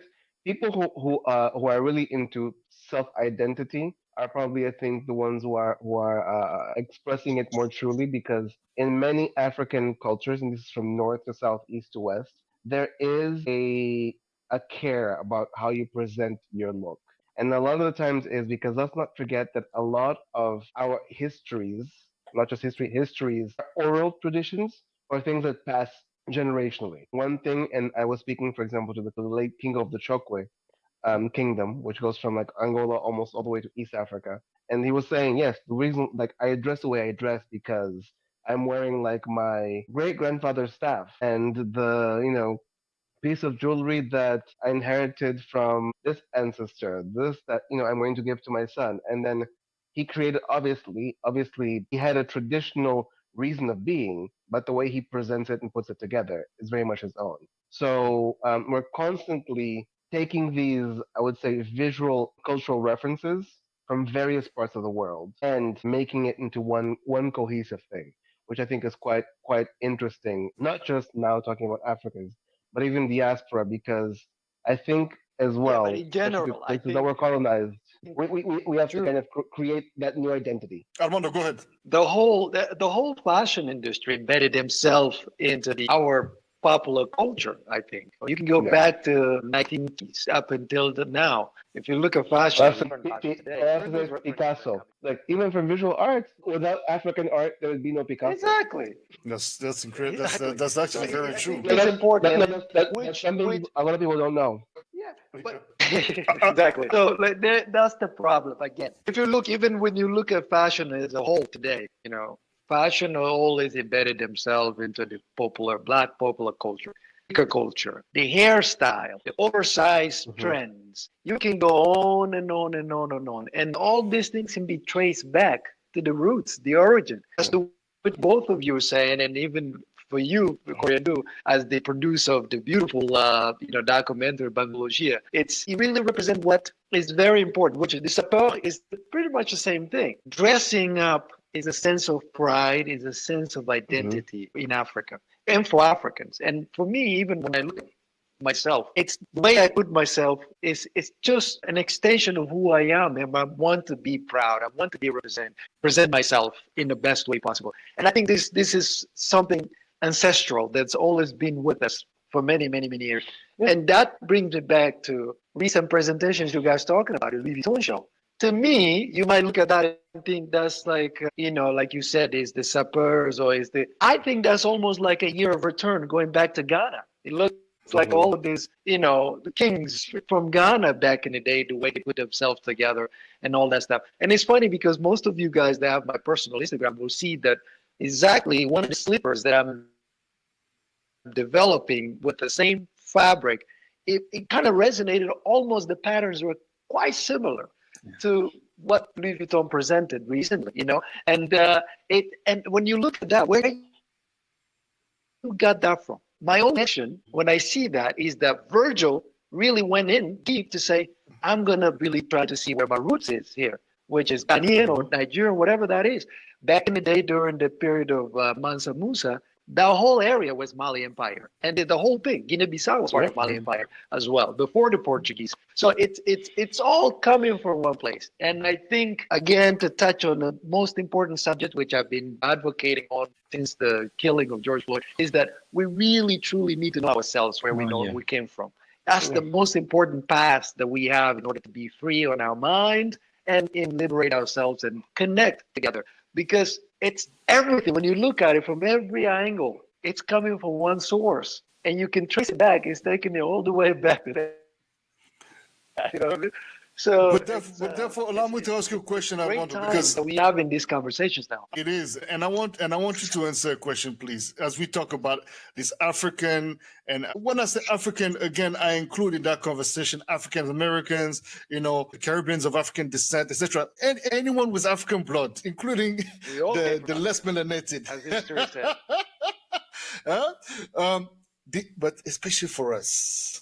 Am I The lying? importance of shoes, brother. The importance of shoes for us, please, because you are an exquisite shoemaker. Please speak on that, brother. We need to understand, why is shoes so important for us? Why making sure that they're well polished, that we have the right shoe, the right color with the right outfit? Tell us about this. Well, my connection with Armando. making well-made Sorry. shoes and Before you go on your answer, please also tell us, why did you choose shoes? Because everybody else who is clothes, whatever, it was very impressive to me that in a very early stage you chose shoes. But anyway, go ahead. okay, yeah, sure. I think it's easy to answer that question and move on to explain myself broadly. Shoes for one reason. I think for me, I started connecting the dots now. Growing up, my parents, we were seven, in a house where my parents did their best to kind of give us the basics of life.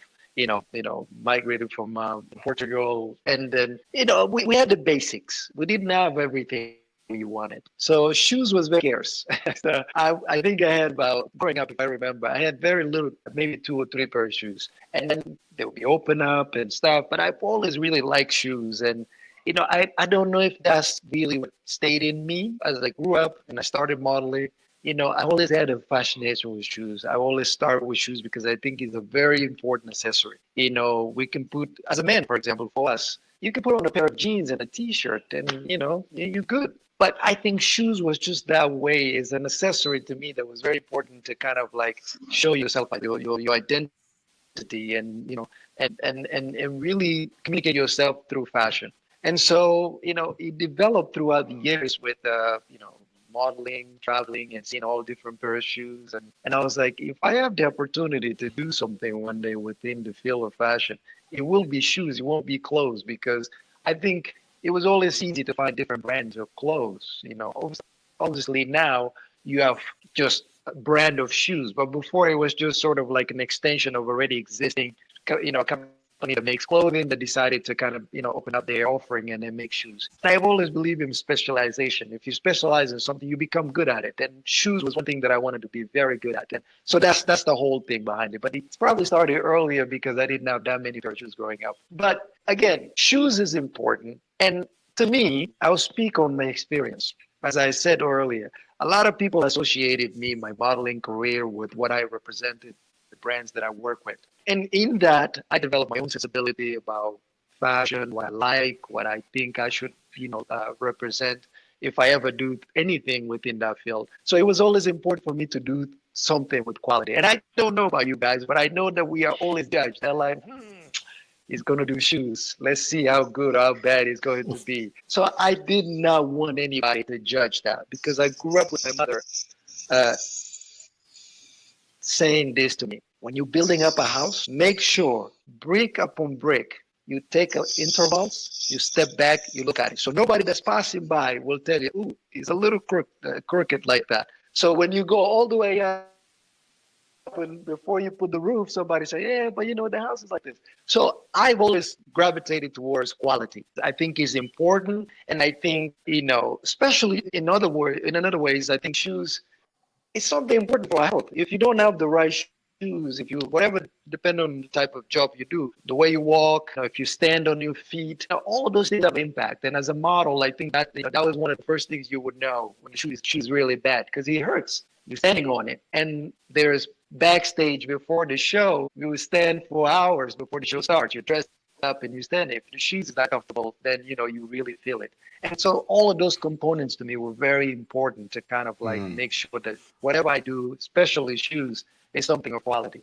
That's really the reasons behind it. Mr. Armando Cabral, brother, one of the worst things as a model, and Armando, that this, because we did that show we did in Paris for remember with Shaka and with Sam. What was that brand called?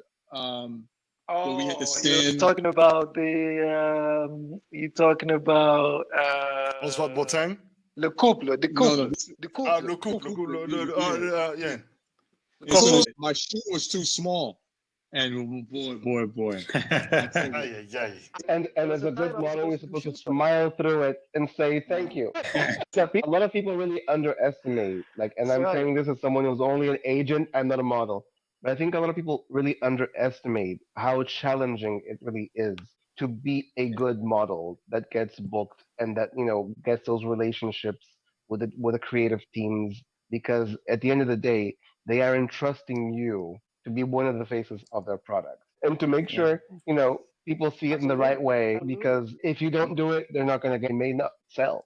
Which is also why when brands see that if a model's walking down the runway or there's a campaign and sales are especially successful, they're going to keep working with you more and more. Yeah. You don't change a team that wins.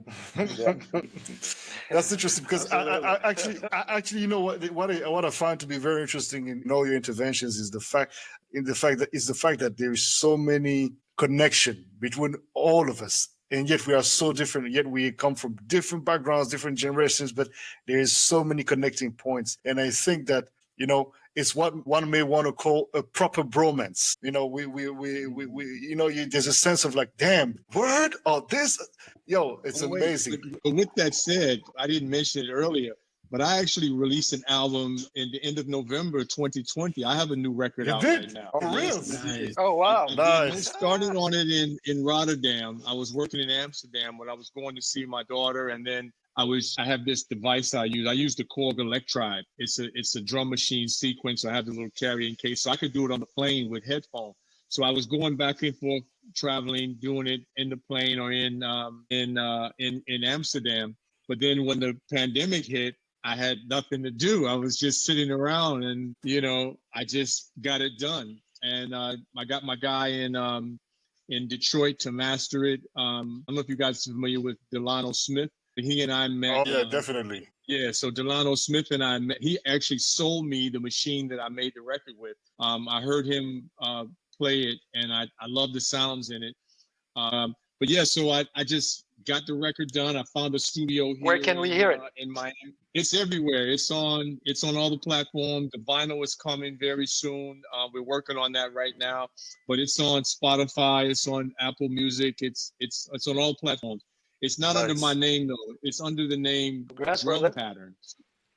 Yeah, under which name? Drum Patterns. I spell it, like a drum pattern in a drum machine. So this particular record is primarily leaning more towards the minimal techno side. I was very influenced by Detroit techno in the early runnings, and then I saw it sort of veer off into electro, and I wasn't really a huge fan of electro. But I started to see what was happening in Europe, especially in Amsterdam and in Berlin, where they were kind of keeping this sort of minimal sound that, for me, reminded me a little bit more of what we were doing in the early days of house music in Chicago, because Chicago house music was trying to make disco. We weren't trying to make what's now called house. We were trying to make disco music with drum machines and a synthesizer. And so, that's where the 4 on the floor comes from, and the strings and the chord progressions, and we were also influenced a lot by new wave and a lot by groups like Kraftwerk. So that was my main influence. And so when house music started to go more in a melodic direction, I didn't really stay in the car on that. I kind of hopped out and tried to go back the direction we came from. And the only other thing that influenced me was heavy rhythmic stuff. That was, the Latin and the African stuff. So, of course, Boddhi, Oshun Lade. I did a record with Ron Trent, so that, I'm more associated with that, and that speaks more to my sensibility. And I have another record coming. Your music. I don't talk about it a lot, because, I mean, we talked about it a little bit earlier in my introduction. I kind of I started out as a producer and I became a record executive accidentally. It wasn't my goal to become a record executive. I sort of stumbled into it through my relationship with Russell Simmons and Andre Harrell and those guys. But I started in the early days in Chicago when Frankie Knuckles was there, and I used to go to Paradise Garage and hear Larry Levan. And my hero and the DJ that influenced me as a producer was a guy named Ron Hardy, who's an unsung hero in dance music. Absolutely. Unsung hero. Yeah. Of course, yeah, sir. Of course. He was incredible. I personally, I'm going to go on record saying this. I think he also influenced and created techno music, because Derek May and those guys used to come to Detroit, come to Chicago before techno was even a thing, before house was a thing, and heard Ron Hardy DJing. And Ron Hardy used to push the BPMs, make these loops on reel. He used to DJ with a Tascam reel to reel. So he would have the headphones on and cue the record on the third channel. I mean, have the two records playing, and then the third channel cue the Tascam, the one that stands up and the wheels go like this. You know the one? Yeah. Yep. And so he was mixing like this, like turning the wheel and cueing the kick, and then fading it in and DJing from a reel, his own edits, which were absolutely incredible. But I mean, the BPMs were like 132 because sadly he was high on, apparently on LSD, cocaine, and heroin. Oh my which, God. yeah, Yeah. which sadly, brought It's about those his years. demise, which he died of. It was those years. The point of him trying to experiment, we were talking about it earlier, he was merging all this other stuff, like electronic stuff and these sounds, but it always stayed with a 4 on the floor, but faster tempos, Yeah. faster BPMs.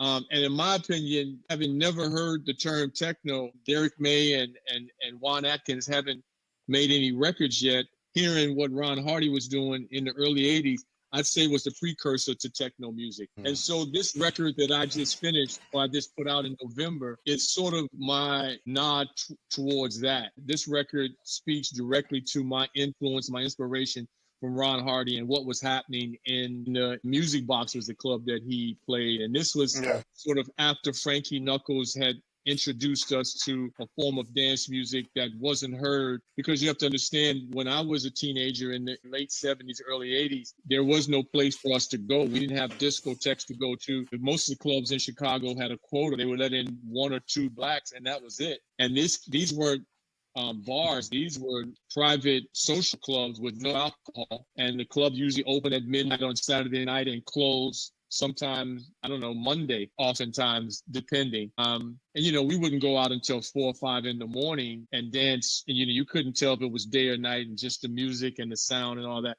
So my record is called Equanym, which is short for equanimity, and it's under the name Drum Pattern. Equanym, yes. So I put it out on my own label, which is called Nightcore Records. So if you Google any of these, I'm sure you'll find it. I already found it on Apple Music. Nice. Yeah. Talking about records, since we I'm not done with that sartorial and elegant stuff, but anyway, we need to move. And so, yeah. But let me just mention something about the sartorial thing that you asked. I will say one thing, which is I'm very happy that there's one thing that I think Black people all over the world have taught the rest of the world currently, and I have no problem with them appropriating it right now, which is we've taught the world the importance of not being ashy and of moisturizing. And I'm so happy. I'm so happy that people now are learning. 100%. 100%. So talking about albums and music.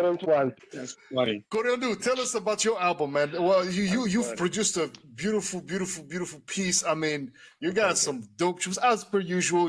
That's what you do. Tell us a little bit about that experience and how has been the feedback so far. Well, so far so good, I think. So the album's called Love Infinity. I also released it. It was right before the holidays in like December 2020, and it's quite funny because I think me and music right now are kind of like that couple that needs like couples therapy, where I have this strange love-hate relationship with music, which is why I think recently I'm always tempted to step away from it, but it always pulls me back.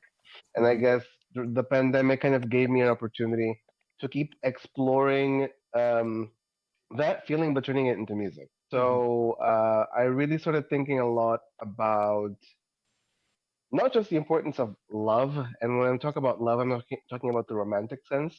I'm even talking about things as basic as self-love and confidence, which is something that I think a lot of people lack in general, especially of the melanated variety, because we may be confident about many things that are exterior, but not as much things that are interior. So it's quite an introspective piece of work for the most part, and a lot of the things are very, I would say, I took a more spiritual approach than many of my past work, I think.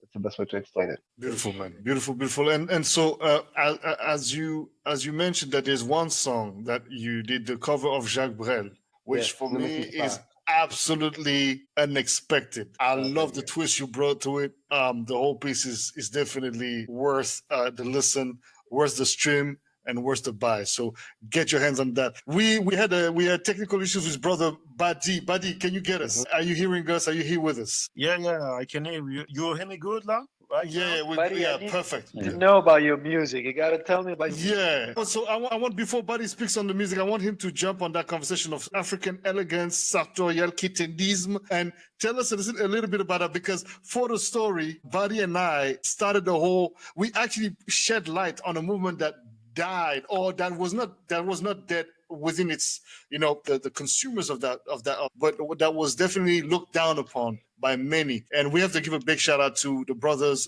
Sam and Shaka from Art Comes First, as well as Ama from the Marché Noir in Paris, for really coming together with us and helping us put this vision into something practical, as well as the brother Badi will probably emphasize more on that. Please, Badi, speak on the Congolese approach to saptology.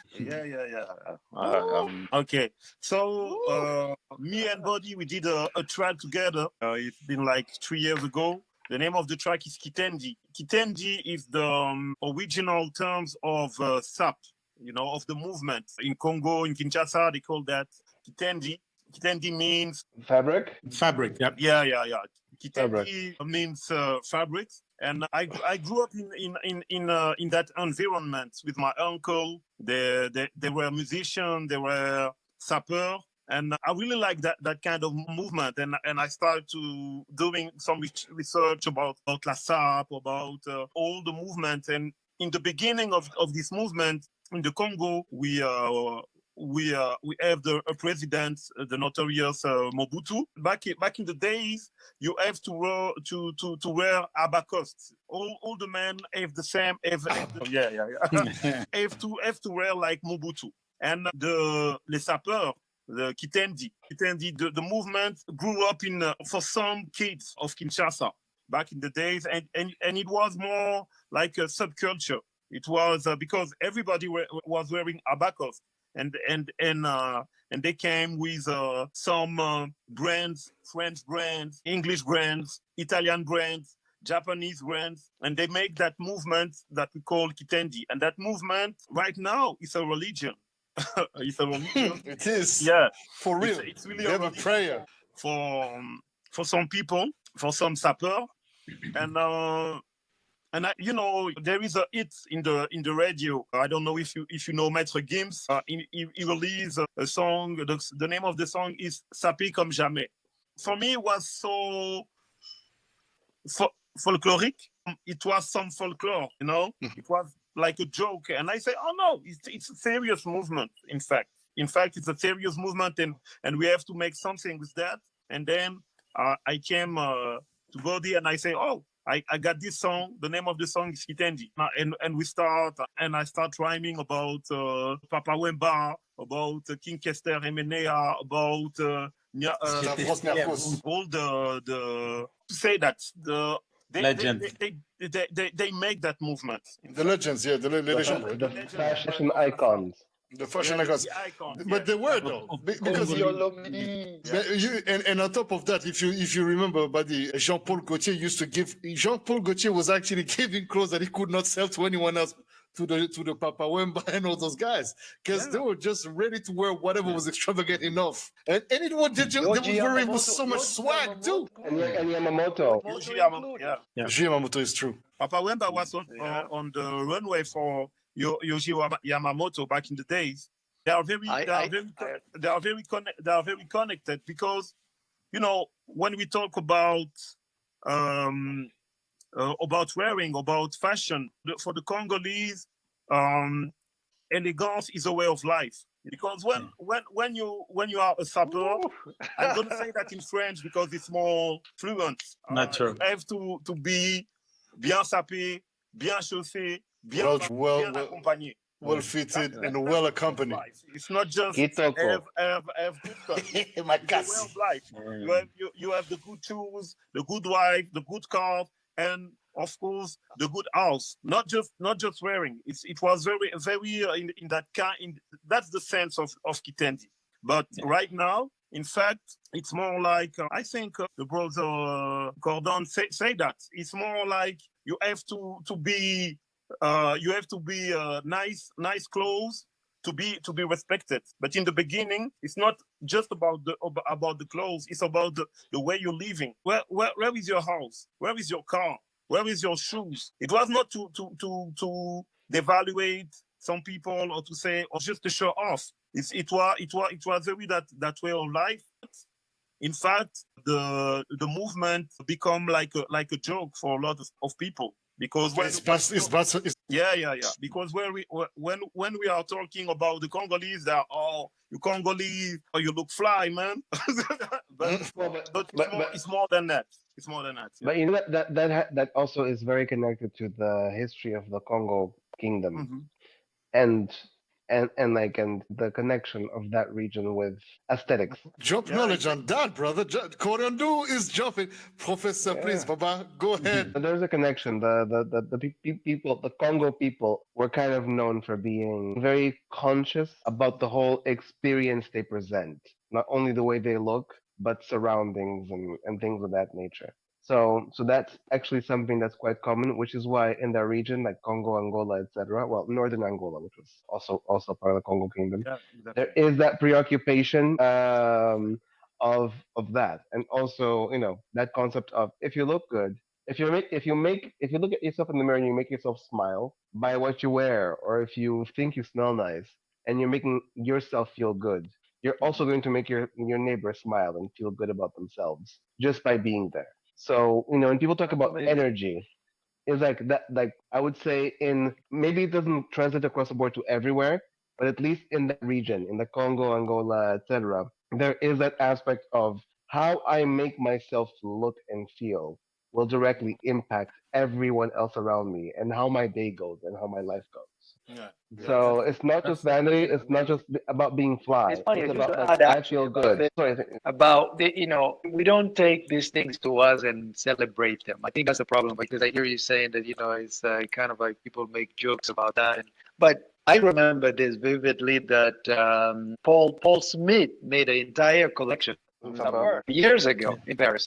In fact, I think there was a commercial of Guinness also with the Lucifer Yeah, yeah, as yeah. well. So they Yeah, take based yeah. on what is ours, really kind of bring it to you to say, oh, this is cool, while we don't celebrate it and say, wow, this is really our ancestors stuff. And that again, it goes back. This is what I'm trying to do. I'm trying to make our ancestors proud in a way that I'm going to represent the next product and way forward in terms of what the brand is really bringing this part of little histories and kind of bring, there is another part that we're going to talk about in terms of like jewelries that we're making, the occupation and the Moorish people, which is the black people, ruled Portugal and Spain for all these years. That a lot of people are not familiar with those things, and bring some of those things to light to kind of talk about it. I think it's time for us to start celebrating what really made us who we are today. If we just had to keep this conversation within fashion, there's no place in fashion you're not going to go today to top where you're not going to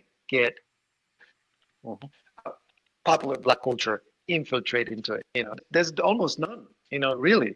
So it's like whether it's the hairstyle or anything you could talk about, particularly today when you talk about streetwear. Ever since when, like brands used to make like sneakers and all that stuff, they never used to do that. It was all the black culture. So my movement now. It's really into this. It's really discovering the deep history of Africa and trying to bring it in a way that obviously make it to today, modernize it, but also coming up with the history that because the product to wear out, but at least when you get the information out of it, it's something that you can, and that is, I think, is the new celebration of what we hope to get done with the new movement of. Yeah, that's the Well, thing. congratulations, brother So Armando, it's good for to your hear all for this new stories that I'm collection, man. listening to, which is It I'm is. familiar with. Go ahead. Sorry, I was cutting. Sorry. I think so. I think so. We'll see what happens, but it's exciting. It's exciting what's coming ahead. Brother Lono, what you got next? What you got coming up, man? I always just want to say that, thinking back when everyone was speaking about, especially Badi, when he was speaking about Sapur and about how you dress, where you live, and all of these things. As I said earlier, I'm Creole, and when I think back to my father and my grandfather and my great grandfather, my great grandmother, and I look at photos and things like that, being in Louisiana, which is arguably the birthplace of jazz, influenced a great deal how everybody else in America wanted to dress, But I never saw a photograph of my grandfather or my great grandfather, any of them, without a shirt and tie and suit and hat. My grandfather, who I knew very closely growing up, I never saw him in a pair of Yep. sneakers, not even once. He didn't own a pair. He refused to wear sportswear. He didn't play sports, Yeah. you know. And the few guys that I knew that influenced me growing up, they were called sportsmen. They used to golf, which is why I golf now. But aside from that, shirt and tie and suit every day, man. Hat, everything, overcoat, you know, gloves, scarf, all of it. And these were, you see? And so, you know, this kind of thing, going back, what's that? No, I said What my did you father. say? I know all too well about that. My father was the same thing. Exactly. Yeah, and they weren't rich, and it was just the way you presented yourself and that appearance, you know. And also too, I grew up very close to the Mosque Mariam #2, which is the place where started the Black Nation of Islam. Brother Lono, you were breaking up. Can you repeat that? Say the wrong thing, everything went off. No, you were breaking up. Can you repeat that? You repeat the whole sentence got chopped off. Your connection got lost. Okay, so the neighborhood I grew up on the south side of Chicago, very close to me, was a place called Mosque Mariam #2, which was the headquarters for the Nation of Islam, which is where Honorable Elijah Muhammad started the movement, the Black Muslim movement in America, which gave birth to Malcolm X and Mosque #7 in Harlem. But I live very close to that. And so my neighborhood, the reason why I was able to avoid gangs and get in trouble is my neighborhood was primarily policed by the Nation of Islam. They call them the Fruits of Islam. And these brothers wore bow ties, they wore jackets. I mean, everybody was clean shaven. It was straight down the middle. There was no variations on that. As a matter of fact, just like the Jewish culture and religion, the young kids, even when they have feet, they have to wear hard sole shoes, white shirt. They don't even get to wear sportswear. So I think it's very interesting, as I said, growing up for me, being influenced by my grandfather, my great-grandfather, and how they dressed. And again, like I said, they weren't rich. None of them they were okay. They drove Cadillacs and they wore tailor-made suits. And very nice clothing and fit well. And that influenced me, and I think allowed me the opportunity to for the permission to think it was okay to do that as well. You know, when I became aware of the Sapura movement, it reminded me of where I come from, because we're talking about stone cold ghettos, man, where there's no opportunity, there's no jobs.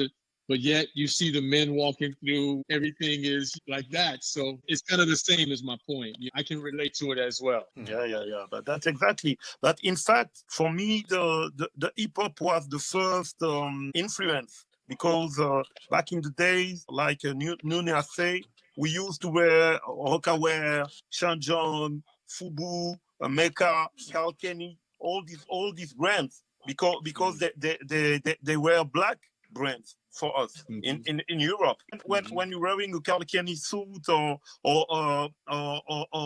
something, to have like, well, you know, you have Biggie Smalls in Gianni Versace and Tupac with all that shirt. That was the same shirt my uncle was wearing in the days with the glasses. You know, I got that kind of connection. You know, the hip hop and the Congolese culture are very close in fact. Ideology. We don't talk about the Jewry, but it's the same approach for the Satva and for the hip hop culture. We can talk about Dapper Dan and all that shiny suit and all that stuff. Is the same. It's the same suit you can find for the Satva. The fact is, right now it's cool because we jack off the fashion for me with Virgil, with Imana ici, with Marché Noir, with all that African right now. It's really cool because we used to pay to wear Gucci, Yohji Yamamoto, and right now that's what we made with Boddhi. We made a song called Virgil Abloh. It was to celebrate Virgil, but also to celebrate all the African fashion and design, because finally, I hope finally we take up with how to say that. Jew, I don't know. Sorry. No, en français, we take back, Influence. Yeah. That's that bilingual perception. Coréon Dú. By the way, before you jump in, Fresh, let me just say one thing. You mentioned these names of great designers, but there's one person that is here with us that is very much underrated, that a lot of people may not even know of in that sense, because and he emphasized a lot on his work in the TV world, etc. But brother, Coréon Dú, you are a precursor in many ways, my man. You know, you way too fucking humble to my taste.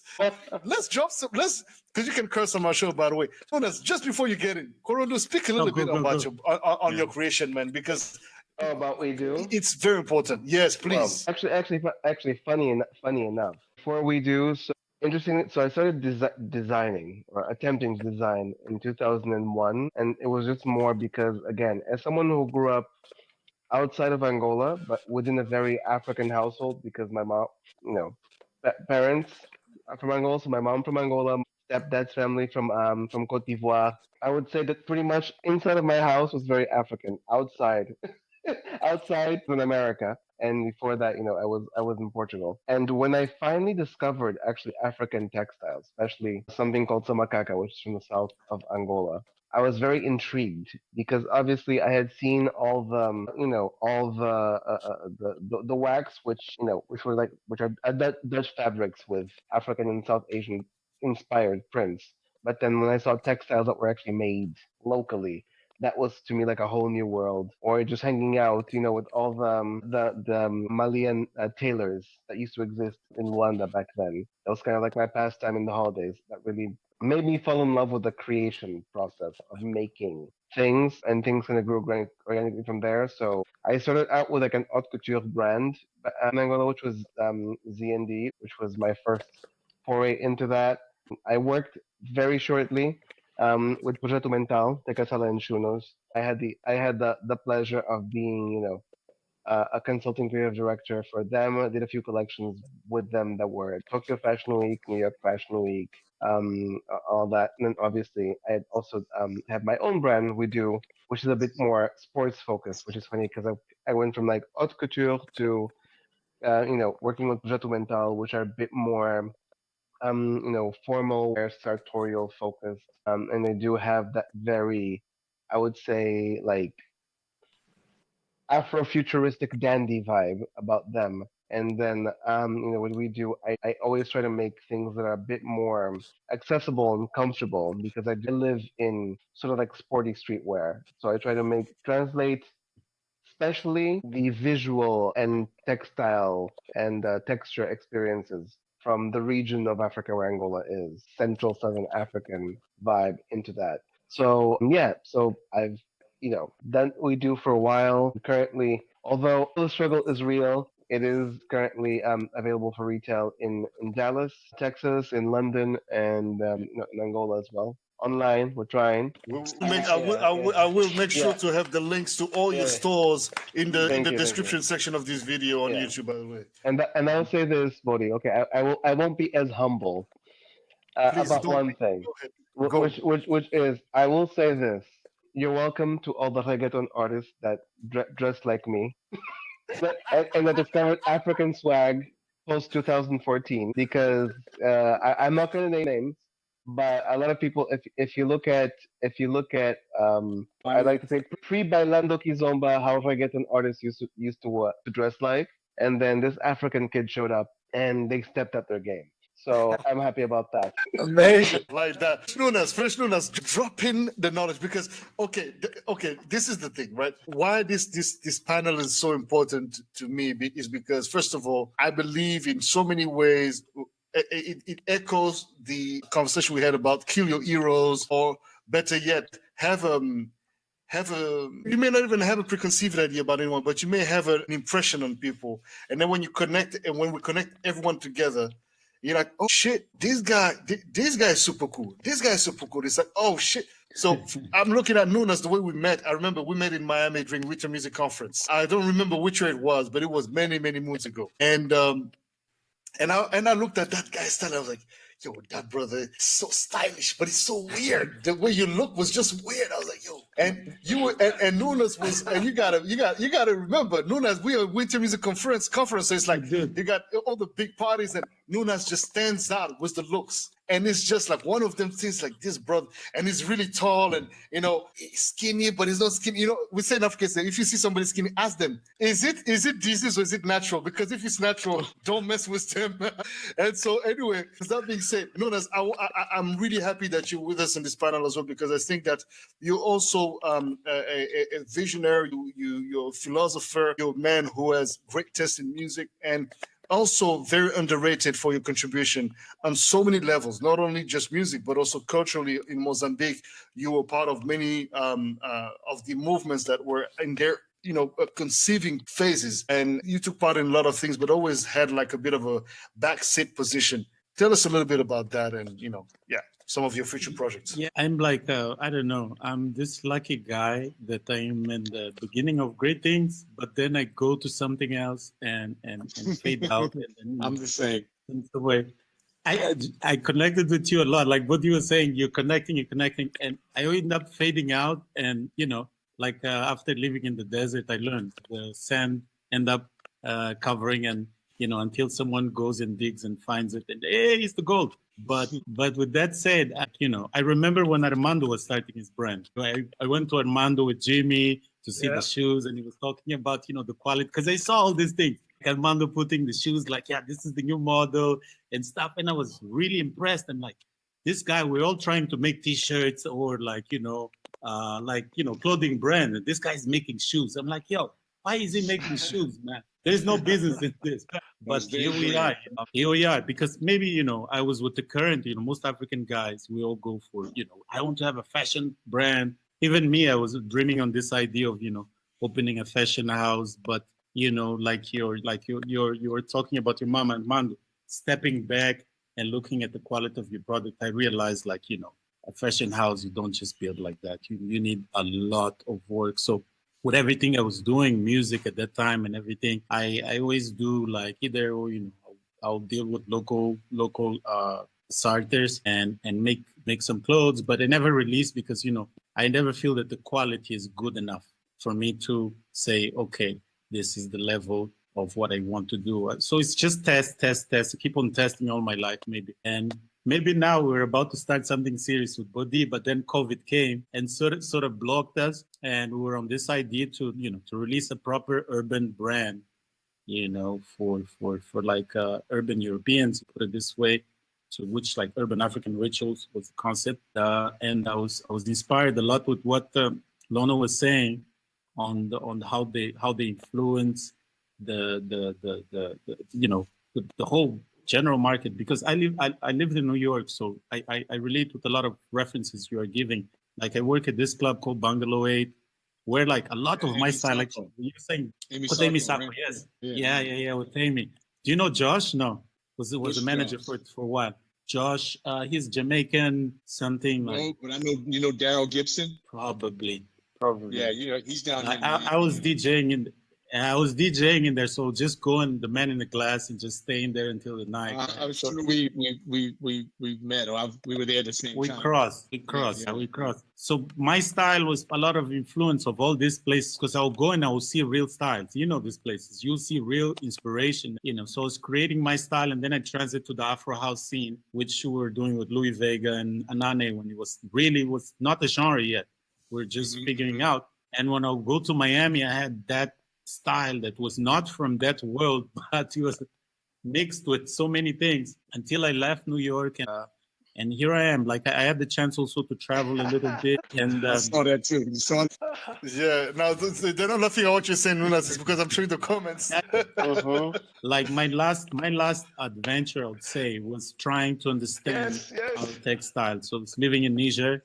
From 2017 until 2019, I was really studying the textile, because what's famous right now for Africa, I think, is the wax. The wax is all over, whatever. We all know parts of the wax, like the wax is not made in Africa. Some places like Coréon Dú said, printed the wax. These industries are dying. And why are they dying? Obviously, we all know the Chinese guys came in and they're taking over the market and so on. But I was also most interested, Armando is studying things, why are we so attracted by the wax? Bees are attracted to honey. Why are we so attracted to this thing? What is it about the wax? And what are the wax king? What are the designs that we all gravitate to as Africans? I went to like deep researches on this thing, and I was surprised. You know, that's not for a reason that I wear this hat. Like, these like West African patterns that are years and years and years, and obviously all these big industries go in, they copy, and they're printing elsewhere, and then they're selling for us back. And we definitely are killing the artisans who make this by hand because it's expensive nowadays, and we're buying the cheapest version, which is what's going on with the wax as well. And it's all crazy. But he also mentioned about Dapper Dan, and a lot of people don't know, but the first artists of Dapper Dan were coming from Senegal. He mentioned everybody in the back room was African. I used to go there. Everybody, all the songs was African. And that's how you have little Africa in Harlem nowadays. That's very much Dapper Dan's contribution to us. So I think there's also a conversation between what you guys were doing with the Q-tip era and stuff with Africa. There's always a back and forth, a dialogue, like with the music as well, you know. And it's funny. The funny thing, let me add real quick, but you know, like I said, when I got involved with Stussy, he was sort of piggybacking what was already happening, because you know we were wearing medallions, we were wearing Afrocentric, you know, Zulu Nation was very prominent then, and so the Afrocentricity and this awareness was speaking through the way we dressed, the music, everything. The difference is that when brands like Carl Kanai, Don John, Rockaware, they all went away from that. And so did the music. The music started to reflect more negativity, and the clothing became more about, it was more drug dealer culture. It was more drug dealer culture. It was more like, you know, we have a term we use in America about the way the rappers rap, and it's called using, instead of Afrocentric lyrics, they all had Coke bars. So every other sentence was about cocaine and how much you can sell, how much money you're making, and the dress became more like the Hustlers. And the Hustlers, they dress more, less Afrocentric. And I think that's where the trend, where the record labels went away from that and didn't want to promote this, you know. And I have to say too, like Coréon Dú, I'm gonna be not so humble right now. Please don't be, brother. When I became a record, I tried very hard to move dance music into the major label space, and no one was interested. They just didn't want any parts of it. And now look at where dance music is, and look where all the other stuff is. Dance music rules the world, you know. The only, and a lot of people don't realize this, but the one form of Black music that has consistently grown and grown and grown and is still growing is techno and house.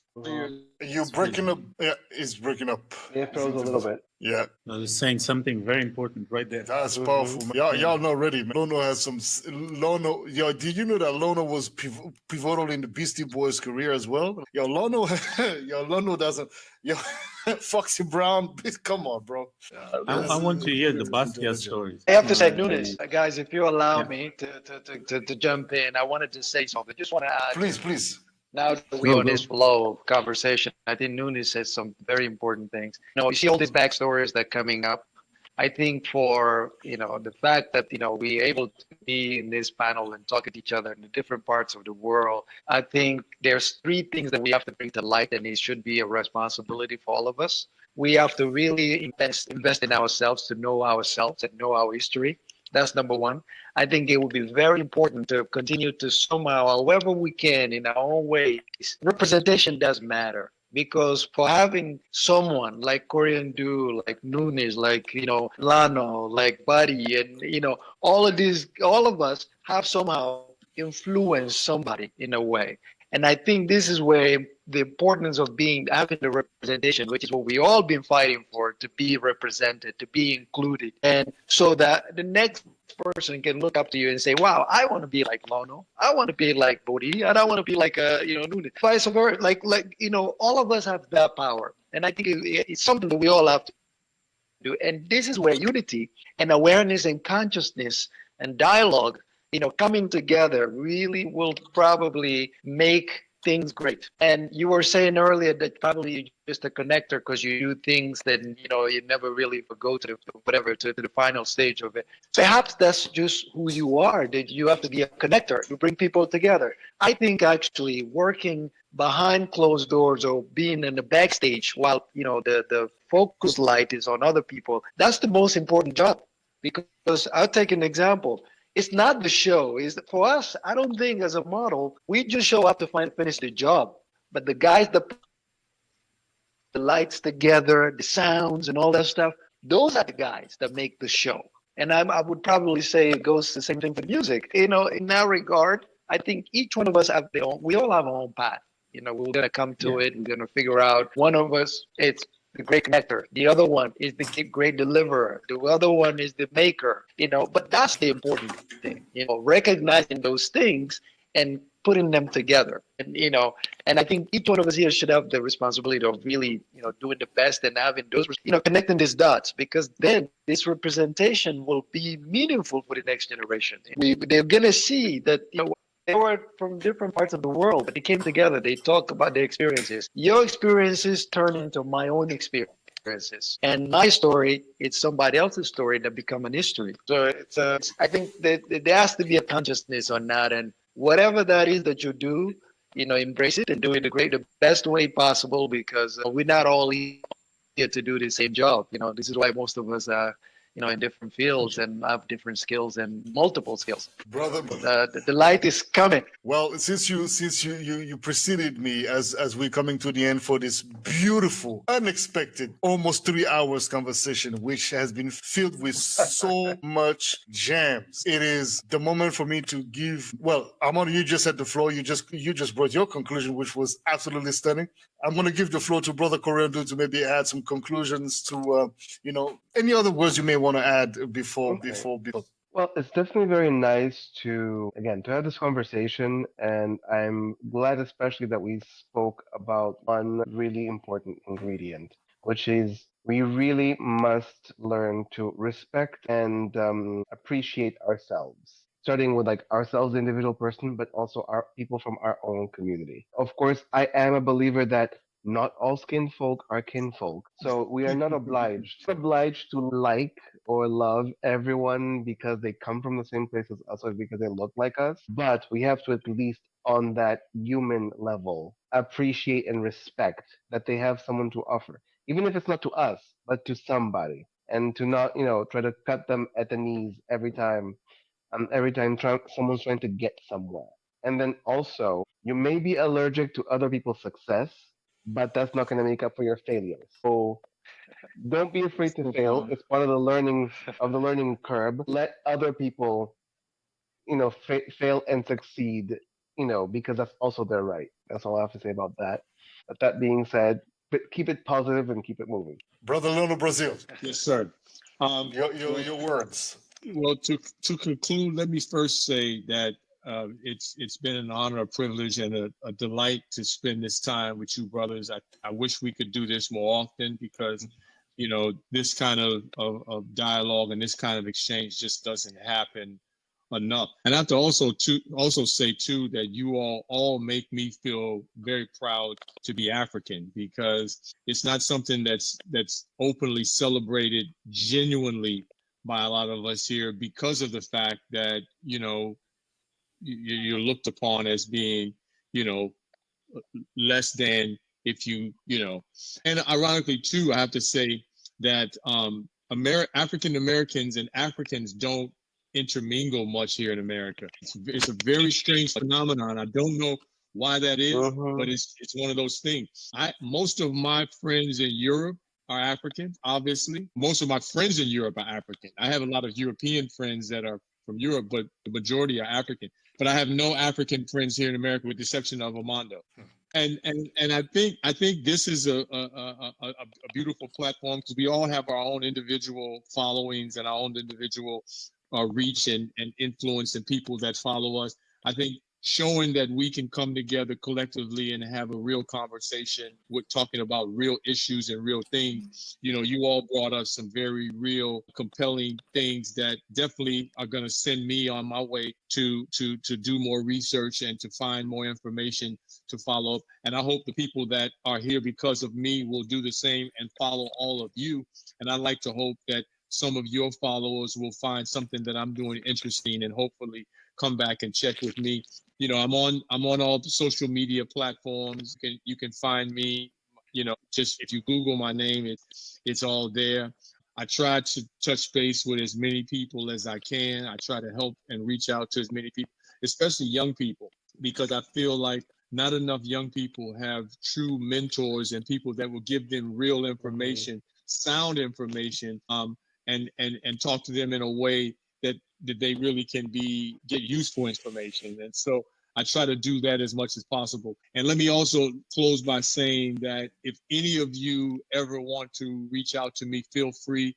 I'm always willing to talk. We have nothing but time usually. So, you know, it'd be great to hop on an individual one-on-one level and just chop it up, as we say, just to further familiarize and get to know one another. And then hopefully we'll be able to do this same meeting in person, either in Lisbon, in Portugal, in Paris, in Africa, somewhere in the U.S. You know, but let's put that in the universe. Let the universe know that's something that we really would like to do, because I'd love to meet all of you all in person and break bread. Fantastic. Well, as you said, let me add that when I'm going to end this broadcast, we are still going to be on. So if you guys want to get in touch, we can always share our coordinates in private.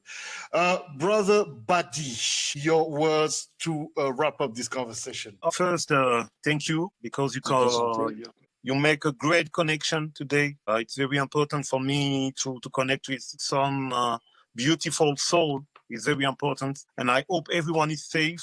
Take care of your family, take care of yourself, and just love. Man to that. Fresh Nunas. Amazing. Thank you. Well, first things first, I'm going to say in my own language, Kanimambo, Lono Brazil, Kanimambo Boddhi Satva, Kanimambo Armando Cabral, Coréon Dú, Kanimambo Badi. That means obrigado, or thank you very much for you guys give time to be here and exchange. It was very rich. And thank you for the audience, everybody that contributed on the comments, took their time to help us make this a great event. And I think you guys said it all. Let's take this as a responsibility, a respect, and the exchange. I think this will lead to a festival eventually. I see the vibes. You've been into some education or something. Let's see where we go. But the vibes are really, really nothing. But all of a sudden, this is burning Africa or something like that, you know. We'll be doing something big. Inshallah, we will get there. Thank you very much, brothers. And well, since I'm the one closing this conversation as the host, man, I'm overwhelmed with emotions. I'm actually almost gonna have a teary eye because this means a lot. It means a lot to me because we just lost Lono. He's probably gonna come back because together. The great gentlemen that you all are means that you entrust me with your peaceful space, and you entrust me with the respect of that space, and with bringing forth to each and every one of you other souls that may connect with you in some way, shape, or form. And so I thank you, Brother Armando, Brother Coréon Dú, Brother Badi, Brother Lono, Brother Nunas. I mean, this was important for me because you all have a very special place in my heart. We don't speak all the time, but you are people that I highly respect, and obviously you know me in private, so you know that I mean what I say. So I'm not one of those who say this and then say no. We are not double-faced, and it's really such a privilege and an honor to have had the luxury of your time. And just a little vanity question to my brother Coréon Dú. Well, since your business is mainly TV oriented as well now, and you do make sure that the clients that you work with are satisfied. How do you like the body of this show? How do you like the logo, the placements? Critics, please. I want some. All very well produced. Starting with the host, voice and vibe and fashion, and I like your intro. The color scheme's also working. It's very calming to the eye. So it's all work. You know what? You It's killed very it. You interesting. killed I appreciate that because believe it or not, actually, we all are very sensitive to details. But I know that one person is very sensitive to details is Coréon Dú. So I was like, I want to make sure my flyer and everything looks really uptight and proper and on point with the coloring. So I'm glad. Thank you very much. Well, here you go. My light died. That's the beauty of live transmission. Family, it has been a pleasure to have you all. I want to thank also Brother Keisha. Keisha was in the chat, sending so much love to each and every one of us. So thank you, Brother Keisha, Nelson Freitas, Rosa Fly, now myself, Elise Boys, Emmanuel Etienne, man, Sister Kiara, Jean Young, Raza Shen, Brigitte Manu, Michelle Pereira, oh my God, Freddy the Stupid, Achilles, Sister Diane Regisford, everyone of you logged in, whether on Facebook or YouTube, because I was obviously retransmitting the show on Facebook as well. I decided to do that last minute, a little bit of vanity, sorry. And so with that being said, man, it has been a pleasure. Family, see you next week for another Confinement Talks. This has been probably the third and so far most epic Confinement Talks we had so far. And thank you all, gentlemen. Kings, may you be blessed and continue to shine your bright lights and inspire the generations to come. Thank you very much. Thank you.